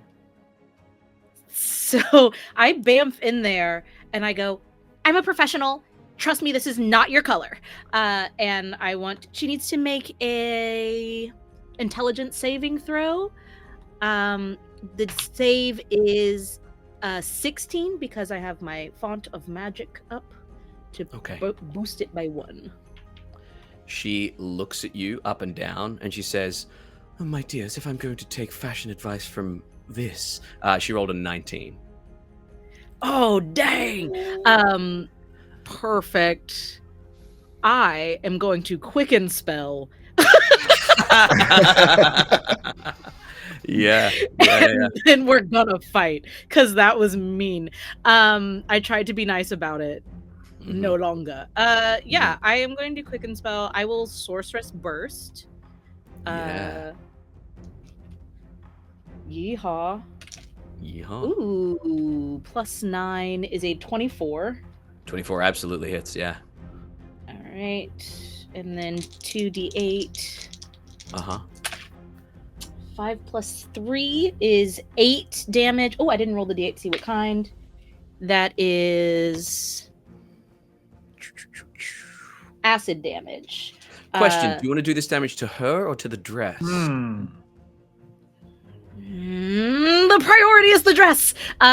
She's mean, but no need to burn a woman with acid. So I'm going to instead aim it at the hem to try and get it to singe away to where it's improper, to try and the sleeves don't look good. If you walk, it'll look weird. It's this point, as you hit it with the acid, it doesn't just eat away. It kind of crinkles and kind of goes to hardened plastic quality as it kind of shrinks up into almost like a hoop kind of skirt, and the sleeves and the shoulders melt down there. The dress is looking real bad, guys. The dress is bloodied. We did it. The dress is bloodied. I mean, you can't use a half loop stitch on elven silk. I keep trying to tell these women. If you thought this is where the stream was going to go, I commend you. If you've ever made a dress, you know that at some point it is going to get bloodied because you're sticking yourself with that needle. I'm just telling you. Exactly. Underneath you, Morgor, through the little porthole that you can see through the bottom of your rope trick, you watch as the enormous mounds of land collide together. As they collide together with incredible force, they crush the carriage, they crush everything in the center there. They even clip the corner of the ice wall and kind of crush it in an instant. Right at the back of the carriage where the carriage that Proto is kind of driving, it is very narrowly missed as everyone is safely out of range. And you see that this mound of dirt is now sitting 5 feet under your rope trick you threw up, altered the landscape to the point where it's now a good 25 feet taller than it was. And you could just step out of the rope trick onto the dirt if you wanted to. As that settles in there, we come to your turn with Kyle on deck. What would you guys like to do in there? Well, if it's safe to exit, I suggest that we do, just to see what is going on. Are you all right, my friend? I say to the gnome. Oh yeah, I'm fine. This is the fastest my heart's beaten in a long time, and good to know it can still keep up. Yes. Stephen, the barrel. And we'll step down out into the real world. What do we see when we come out? You can see what looks to be a mound of dirt that kind of slopes down towards the crushed back of the ice wall. It's now just an ice wall kind of parallel to this valley. You see the carriage there. You see Proto on the front at the very far side, and you see Vide in the window there, looking in at the elven woman, and the footsman behind, kind of running. Can we get up to them with our move this round? I'll say if you want to, yeah, you can get up to them, get 30 feet up to them. Yeah. Cool. And not having the lay of the land, I'm basically holding an attack, and if anyone looks like they're threatening, or I know that I know that treachery is afoot because of these barrels, but I'm not quite sure what's going on. So I Okay, keep beautiful. my powder dry, as it were. Nice. You keep your powder dry. Stephen beside you with the barrel. As Stephen comes beside you with the barrel, you can see Kyle. What would you like to do as you kind of poke your head out there? Yeah, I think I jump down, and I see the footsman like running after the carriage, right? Yeah. Did I see the footsman did attack someone, right? Yeah, you saw him try to cast a spell on Coriel. All right. I think I'm going to run out, sliding down the mound, which in my head is like a cool Legolas slide. I'm drunk. Yeah. I'm probably just like a few tumbles. I'm gonna run. I'm gonna misty step in front of the footsman. Okay, yeah. Be like in separating between him and yeah. Yeah. And to myself, I'm saying like, my family sucks. I didn't want them to explode though. And then, and as I teleport in front of this guy, just like squaring off with him, I look at him and I say, "That's a nice wand. I dropped out of wizard school." And I pull out an actual gun. Whoa. And then hold on. Yeah. Yeah, and then casting casting a cantrip, my eyes focus, my third eye opens as it guides my hand. I'll cast True Strike and I'll shoot him. Okay, go for it. An advantage because he is, well, I don't know if we're canceling. He's glowing. Yeah, he's glowing from the guiding bolt. Oh, am I still poisoned? Is this last? You are still poisoned. Yeah. Okay, Unfortunately, cancel out. Yeah, it does. Oh Hell yeah. no. Sorry, 1 sec. As you fire at him. I may be drunk, but you're lit. Sorry. Had to. 17 to hit. 17 hits him. Yeah. All right. So I'm gonna roll. As the flat crack of the handgun echoes throughout the valley there. So it's gonna be 8. That should be plus 4. 12 with the added True Strike. 12 with the added True Strike. Excellent.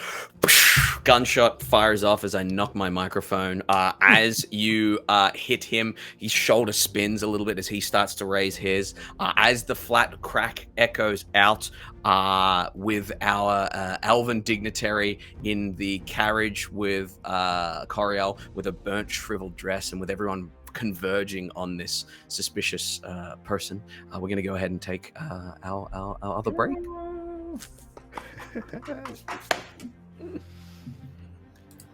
An actual gun. Classic wizard.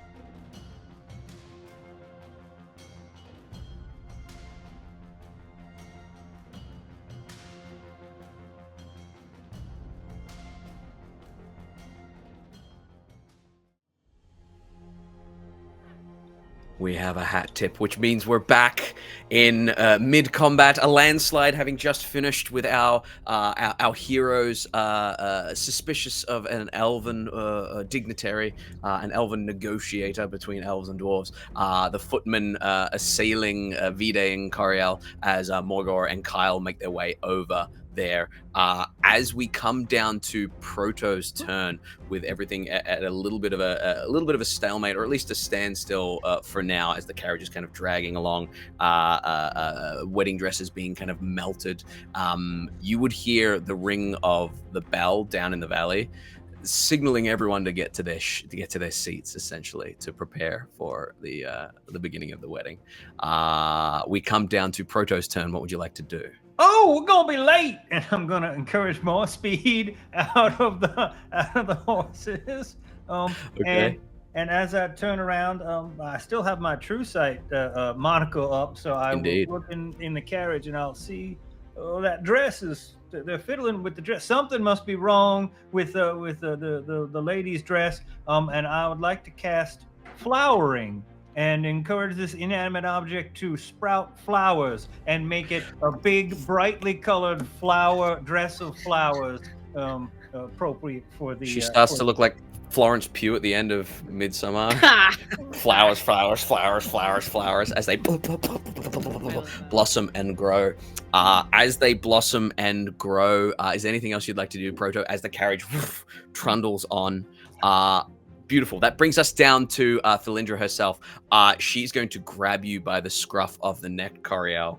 I'm having flashbacks to our Monday game. Grab you by the scruff of the neck. I swear this isn't how we do every show, everyone that watched both. It's not always just me versus Meadow.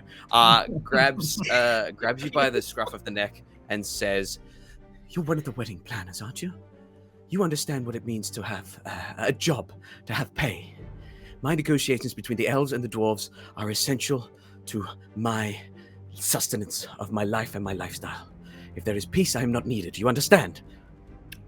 Oh my God, yes. Right.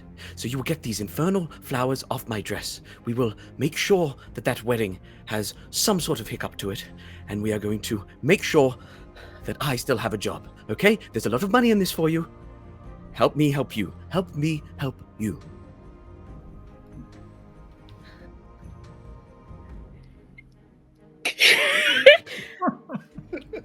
Just because I understand that you're evil doesn't mean I want to be evil. I'm in this for love. She immediately is like, no, there's no way she would agree to that. Okay. She is going. gets it now. Yeah. She is going to lightning bolt right from you, through you, to V-Day, through the window there. She says, "Fine. Counterspell." Yeah. Tell me how you counterspell this. As she. I have a little ring on my ring finger. It is beautiful. And I grab onto her hands because she's like, "You get it, right?" And I'm like, "Oh my God, yes." And I want to use the power of love. As I say, I'm in this for love. I want that to kind of glow and just start absorbing that like personal greed that she's operating from. So it kind of just sucks in that magic and holds it in there, and the jewel gets bigger. Like, ooh, yeah. Yeah. The power of love. It's a curious thing. As you gather that energy, making Huey Lewis proud, you counterspell that, coming down to the footman. The footman is going to continue running. You watch Morgor as he flicks his wand and he is throwing some sort of arcane evocation burst at V-Day. If that triggers your held action, you are welcome to use it. Yes. Well, yes, I suppose it shall. This will be... Now, here's a question. Might I be able to cast the legacy version of Chill Touch, which is, of course, at range, as opposed to... Absolutely. Yes, because this one really fits my whole style a little better, as a skeletal hand suddenly materializes and goes to attack this... Beautiful. The footman, go ahead. As your skeletal hand races across. That is a 13 on the die for a total of 19. Absolutely hits, yeah. Lovely. And that will be a grand total of 13 points of damage. Okay. Again, lucky 13. Thank you. Yes, indeed. As the skeletal hand kind of reaches out and kind of pushes through him as he's about to cast, it bursts through his chest and then kind of like curls back and back into his face, kind of pulling and pushing him at the same time. And he still flicks a spell off at you, Vide, there. Oh, God, that's not good. That is a 12 to hit you, Vide. Haha, no. Oh. As this burst of Arcana flings from his kind of wand there, it flies past you and kind of curves off into the valley over the top of the thing there. He whirls on his foot, looking at you there, Morgor, as the carriage trundles on. He's split. He doesn't know what to do, and he is going to stand his ground here to kind of try and stop you guys from attacking everything. But he's looking not great. Not too good. Her dress is almost gone. He is not looking too good himself, which will bring us down to our gnome friend, who kind of hoists himself down. With you, Morgor, further down, you can see, what you don't see is him stuffing a little bit of, like, a couple of stickers in his pocket, and he's kind of slipping on a Morgor the Magnificent kind of t-shirt, and then putting his vest over the top and buttoning it up as he makes off with a little bit of merch. He's got the ashtray with him, and he's going to jog behind you all. He's going to, as he's doing that, he is going to kind of puff on the cigar, and he's going to look at you, Carl, and he's going to say, "You look all dressed up for a wedding. You're going to be late. That'd be a damn shame." And he is going to cast haste on you. Oh. As he's jogging along behind, which will bring us back around top to you, Vide. The wedding dress almost completely mangled. You're hanging onto the side, like essentially kind of like Mission Impossible, hanging on the side as Proto is racing this carriage down to the valley to try and make it for the vows there. What would you like to do, Vide, with Coriel on deck? I'm gonna look down at the lady formerly in white and go, "You look like a clown," and then look back at the guy who just tried to hit me and just shoot him with my hand crossbow. Nothing. Okay, great. Go for it. Oh, it's not great. 11. 11 misses, yeah. Flies past him. Morgor has to duck. Kyle has to duck. Walk with his cigar, kind of knocks his cigar, pulls out another one, lights it. Sorry, gang. And that's all I'm doing. Okay, that will bring us down to you, Coriel. This is risky business and is not going to work, but this is what Coriel would do. Now that she has counterspelled and the gem on her ring has enlarged, she's going to attempt to incite greed within this lovely Lady Moonglow to get her to settle down and act nice. So I need a wisdom saving throw of 16 to see if it works. +5 to this roll. Oh no, roll low. Here we go. I'm begging you. Okay.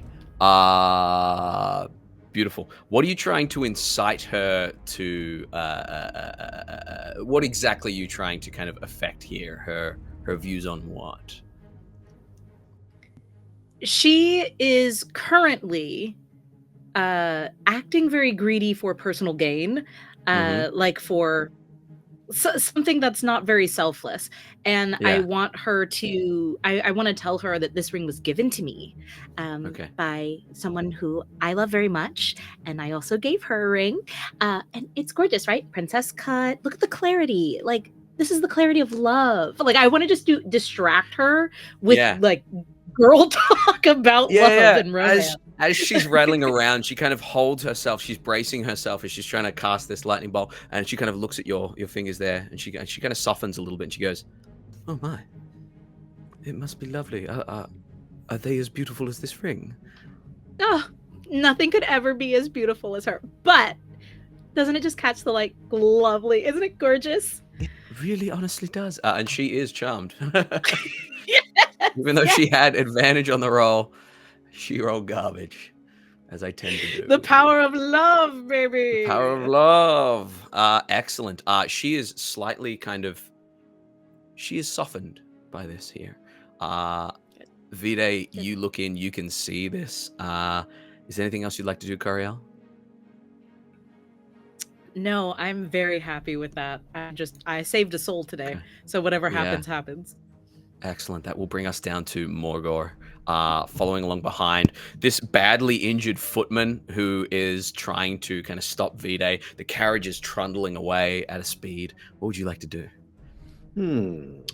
Well, yeah, I will basically run up to the footman and say, "Witness the power of Morgor the Magnificent!" As I cast Mirror Image on myself. Bloop, bloop, bloop. And does the whole, Krusty the Clown shell game where it grabs his own hand and like swaps himself around a bunch of times. Yeah. Excellent. So yes, I'm basically there trying to distract him. Beautiful, beautiful. He turns to you and he says, "I always hated magicians, tacky profession." And he turns to you there, definitely distracted by you. Excellent. Is there anything that's just carrying the barrel behind you, Stephen? Yeah, Stephen will be, I guess, getting the barrel in, and he won't attack. He won't actually attack or anything. Okay, beautiful. We're still not sure if this guy's in on this scheme or not. Gotcha. Excellent. That will bring us down to Kyle. Yeah, so I will run, and I'm hasted. You're hasted. Could I Double speed. catch up to the carriage? Absolutely, That- yeah. All right. Yeah, I will run. I'll catch up to the carriage. Maybe like hang on to the side if I can. Yeah. Just like, and then I will. And what do I see when I look inside? Like look through the window. If you get up to the window where Vito's there hanging on as well, you just see Coriel and Thalindra like holding each other's hands and kind of being like, "Oh my goodness, it sparkles, it catches the light. Oh God, I feel like I've missed out so much having shunned love as a possibility." There's still so much time. Oh my God. Oh, you don't know. I'm on in ages, not as much as Proto, but he did say there. Honestly, may the be flowers are someone really who- doing it. I think you could catch someone's Oh, eye. stop. Love knows no age. That's true. That's All what right. you say. Yeah. Seems like you got this in here. We'll deal with that guy. I'm going to hunter's mark the footsman, and then True Strike shoot him. Beautiful. Go for it.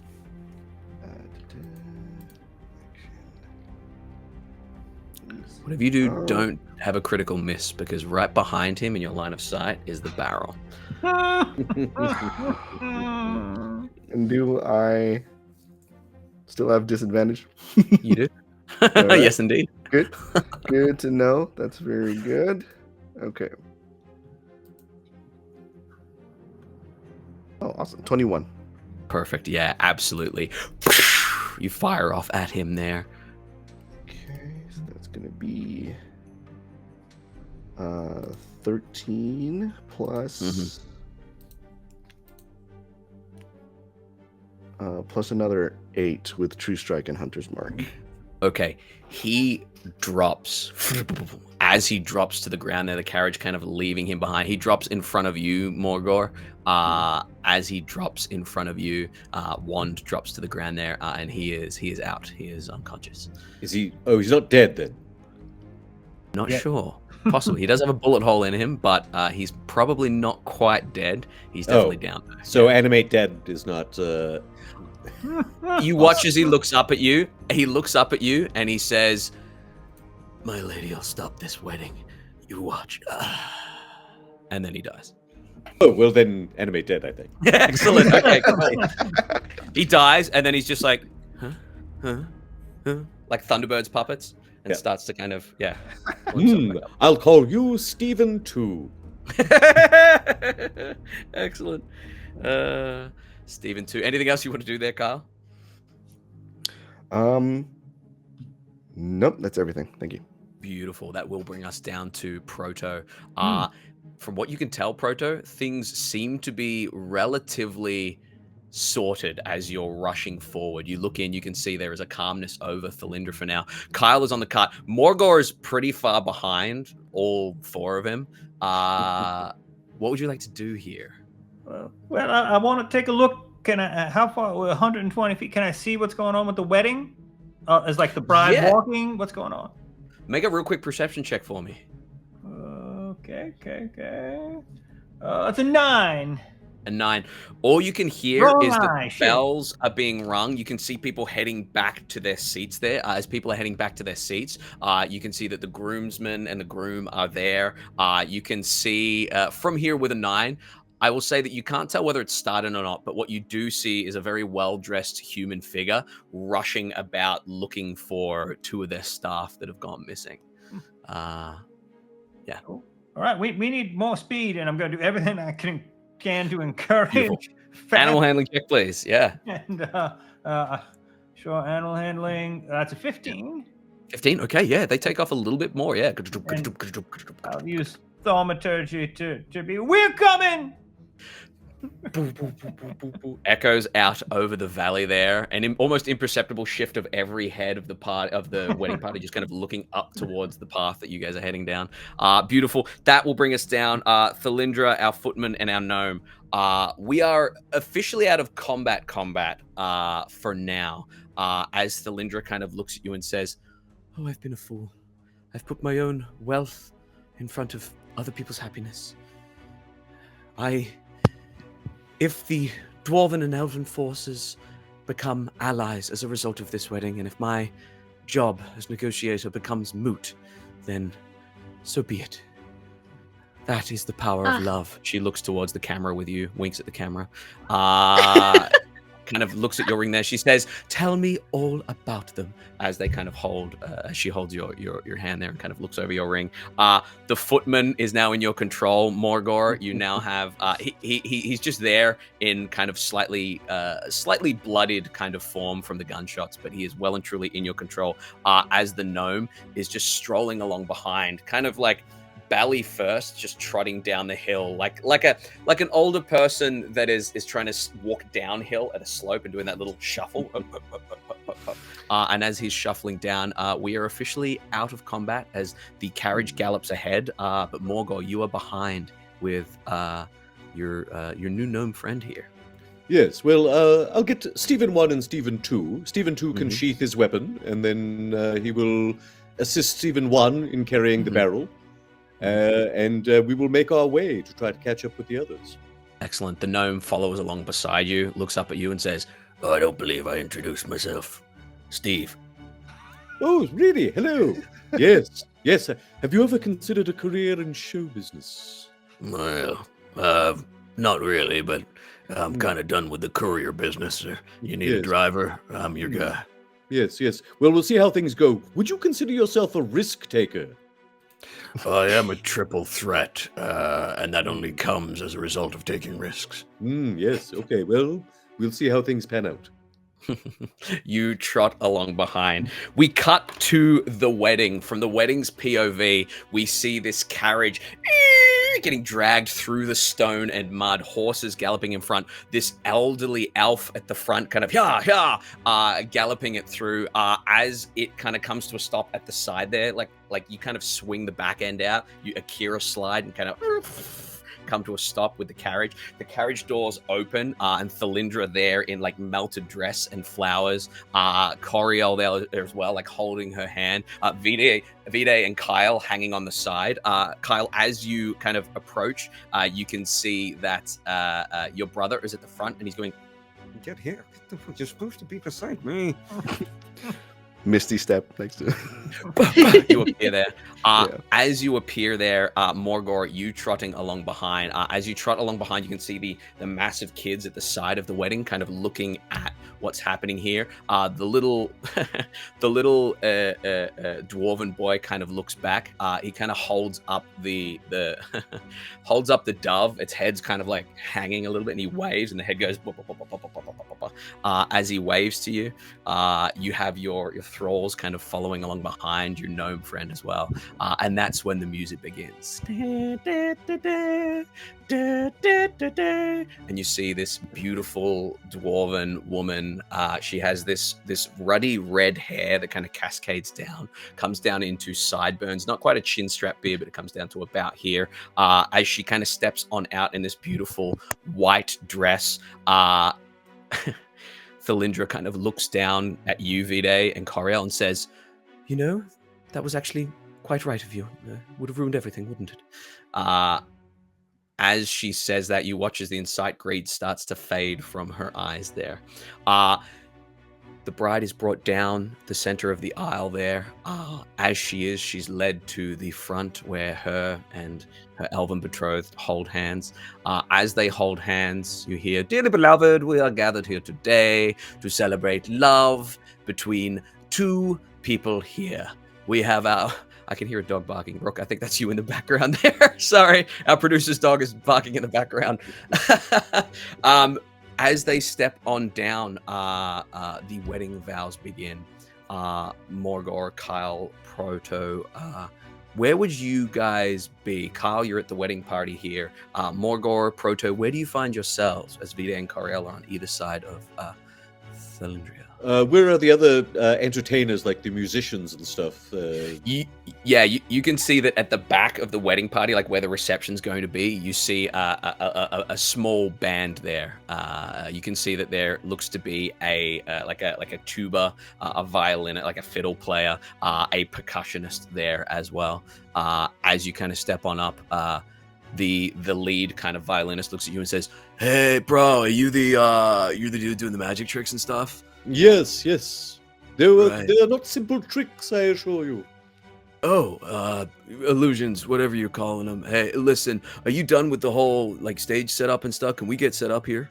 Yes, I believe I've fulfilled my contractual obligation. Awesome. Hey, I caught your work in Vegas. Love your stuff. Love your stuff. Thank you. This is Stephen Underappreciated. 1 and Stephen 2. We're working Stephen 2 into the act. Oh, great. What are you thinking you're gonna do with them? Like a cutting in half trick, that sort of thing? Yes, that could work. As we swing away from there, Proto, where do we find you? Oh, well, of course I'm crying a little bit. Oh, this is just like my 15th, 20th. This is just like one of my weddings, so it's so a toast. Oh wait, too early. No, I'm not supposed to. And I'm gonna like let myself get awkwardly shuffled off to a chair by ushers. Excellent. You get shuffled off to a chair by ushers. Your brother turns to you, Carl, and says, Thank you so much for getting the elven ambassador here on time. I owe you. Maybe I'll put in a good word with Mama and Papa and let them know that you're not all that bad. You know, I don't care what Mom and Dad say, but you should know that me and my adventuring party stopped a plot to explode everyone. So, I don't know. I'm sure you did. Thank you. And kind of turns back to his betrothed there. Vide, Coriel, you guys feel as you're standing beside the elven ambassador that she just starts to like, I hang on a second. What are you guys doing? I'm gonna look at Coriel and go, "Good luck." Pat her on the shoulder. I live to serve, and run into the ceremony to find a spot on the wall to kind of blend in. Beautiful. Yeah, you run into the spot.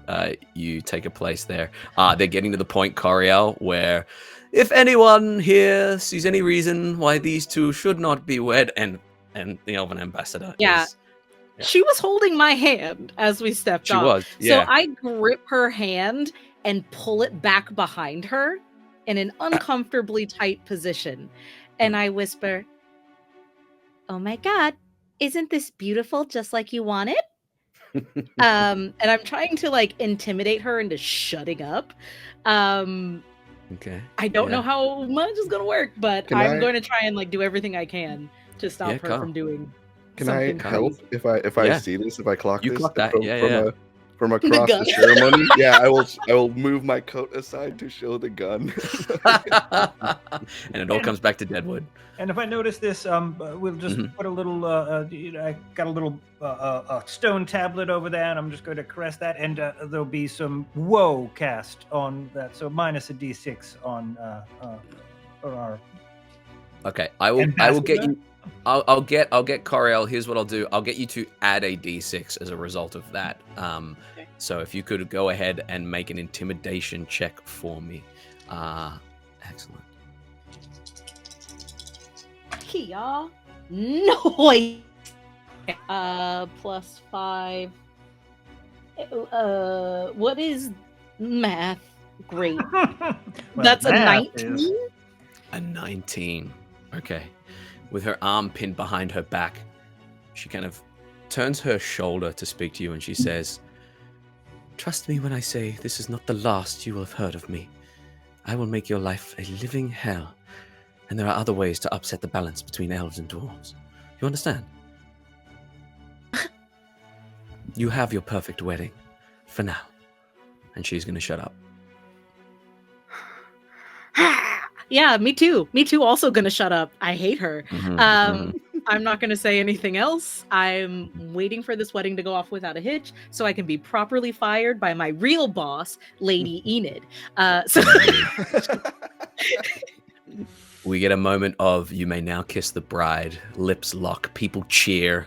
There is great celebration. As there is great celebration, the father of the bride turns and gestures to the band, and they start up, and everything starts to chill and vibe out.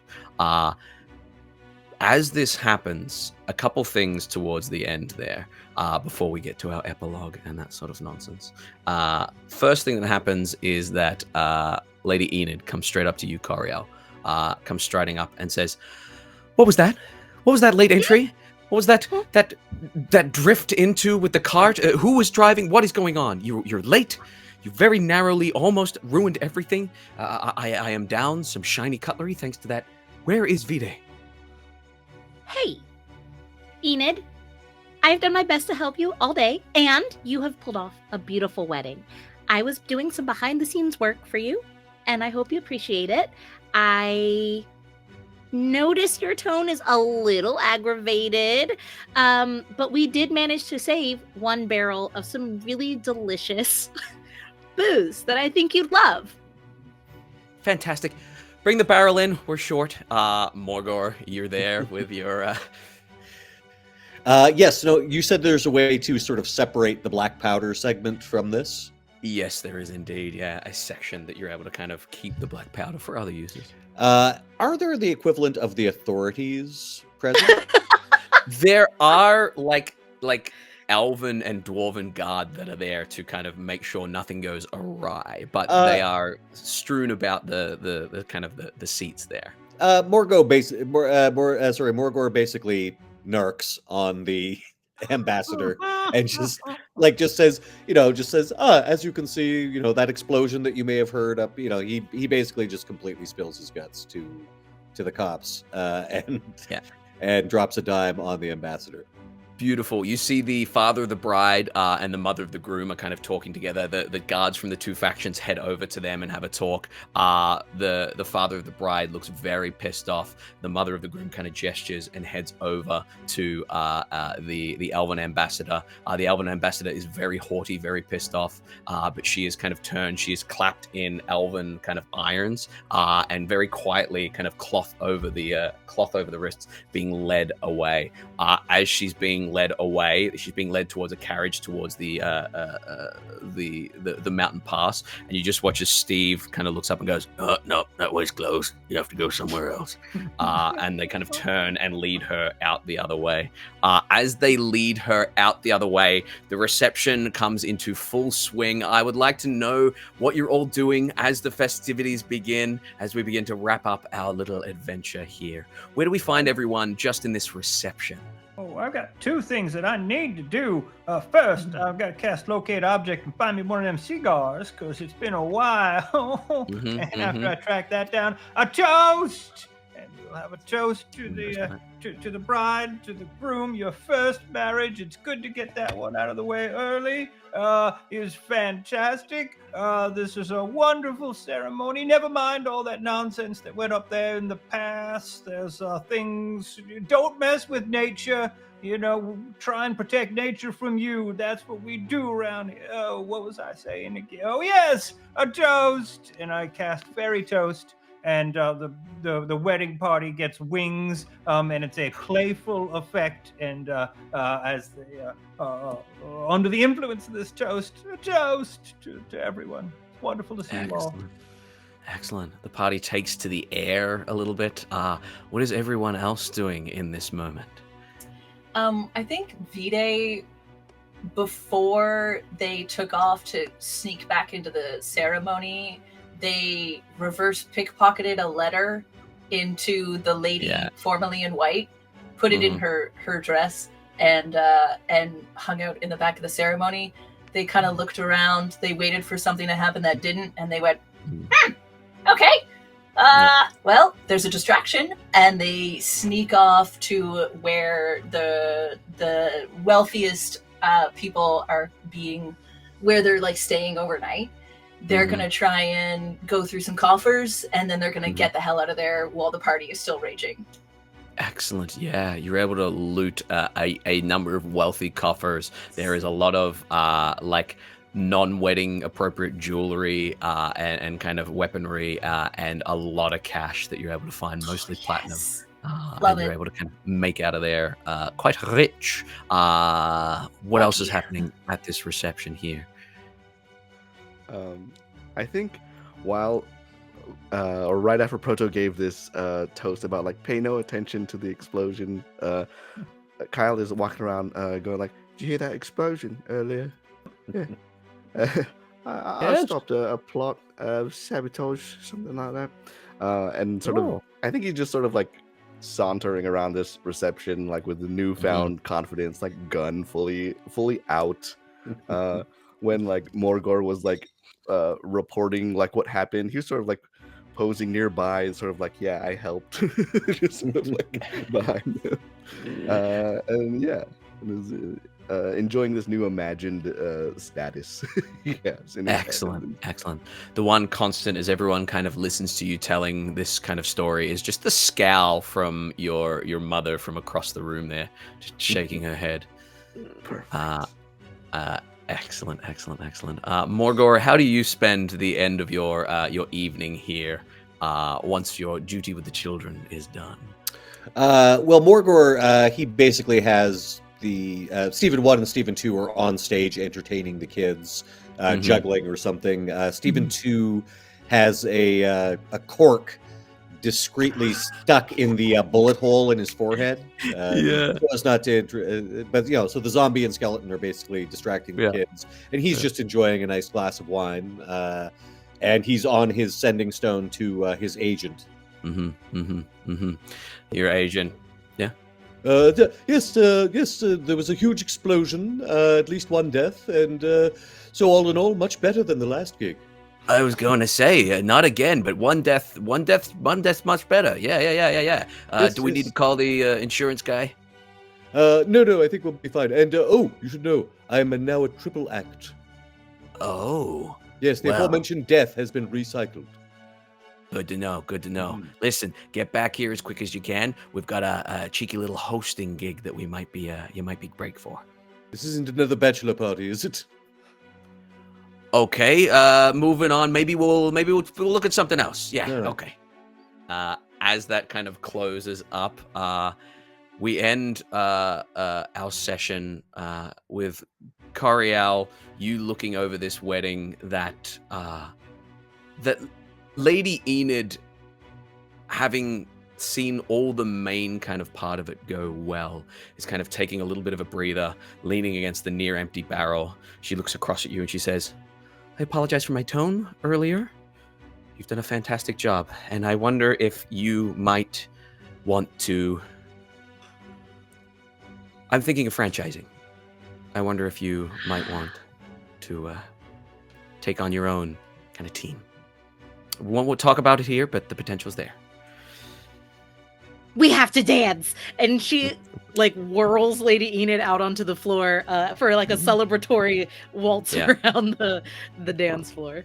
And as you waltz around the dance floor, we waltz out of our session here. That is the end.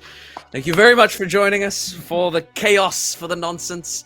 I hand it over to Chuckles there. Yeah. Thank you all for hanging out with us for this little while as we told a tale of love and explosions. The epilogue for this will be available on our Discord shortly, so please, if you want to see what happens in the months, weeks, eons after this, please hop on over and jump in our Discord. Until then, we will just go around one more time and tell the people where they can find you, starting with Zoe. That's me. I was muted. Sorry. My name's Zoe. You can find me at Zoe_Monroe here at Twitch, where I play a lot of BG3 and create cozy, safe spaces where we shake our fist at the patriarch and the man a little bit. Don't hold it against me. And over at the Patreon, where we do a bunch of crochet and art shit. And that's what I'm doing. And always happy to be here. Yay. Owen. I was also muted. Hi, I'm Owen J. Ace.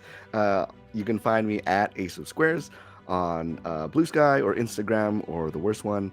But you can also find me here on Hit Points Not Required and sometimes on High Shelf Collective playing games. Fantastic. Jacob. Yeah, Jacob Ryan Mation on your socials, Theater of the Mind Flayer on YouTube and Spotify for D&D podcast and video nonsense. And I'm here every second week running games and stuff. Glad to be here. Glad to have you all back. Fantastic. Meadow. Howdy, I'm Meadow. I've been Meadow and will hopefully continue to be Meadow in the future. You can find me everywhere on the internet that matters at Howdy Love Darlin. There is no G at the end of that because I am Southern as hell. You can find me on Start Playing, running Learn to Play entry-level D&D games. You can find me on Girls Run These Worlds, and you can also find me on Records of the Realms. And you can also find me on New Age Geeks, where I play a lot of games. Yay, we like to play a lot of games. Mark. Hello, I'm Mark.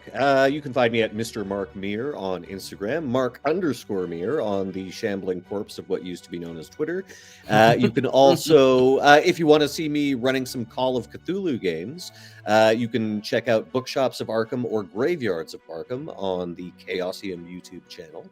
And, actually, as a special holiday treat, the third chapter of Bucketheads, a Star Wars fan film, is going to be dropping on Christmas Eve.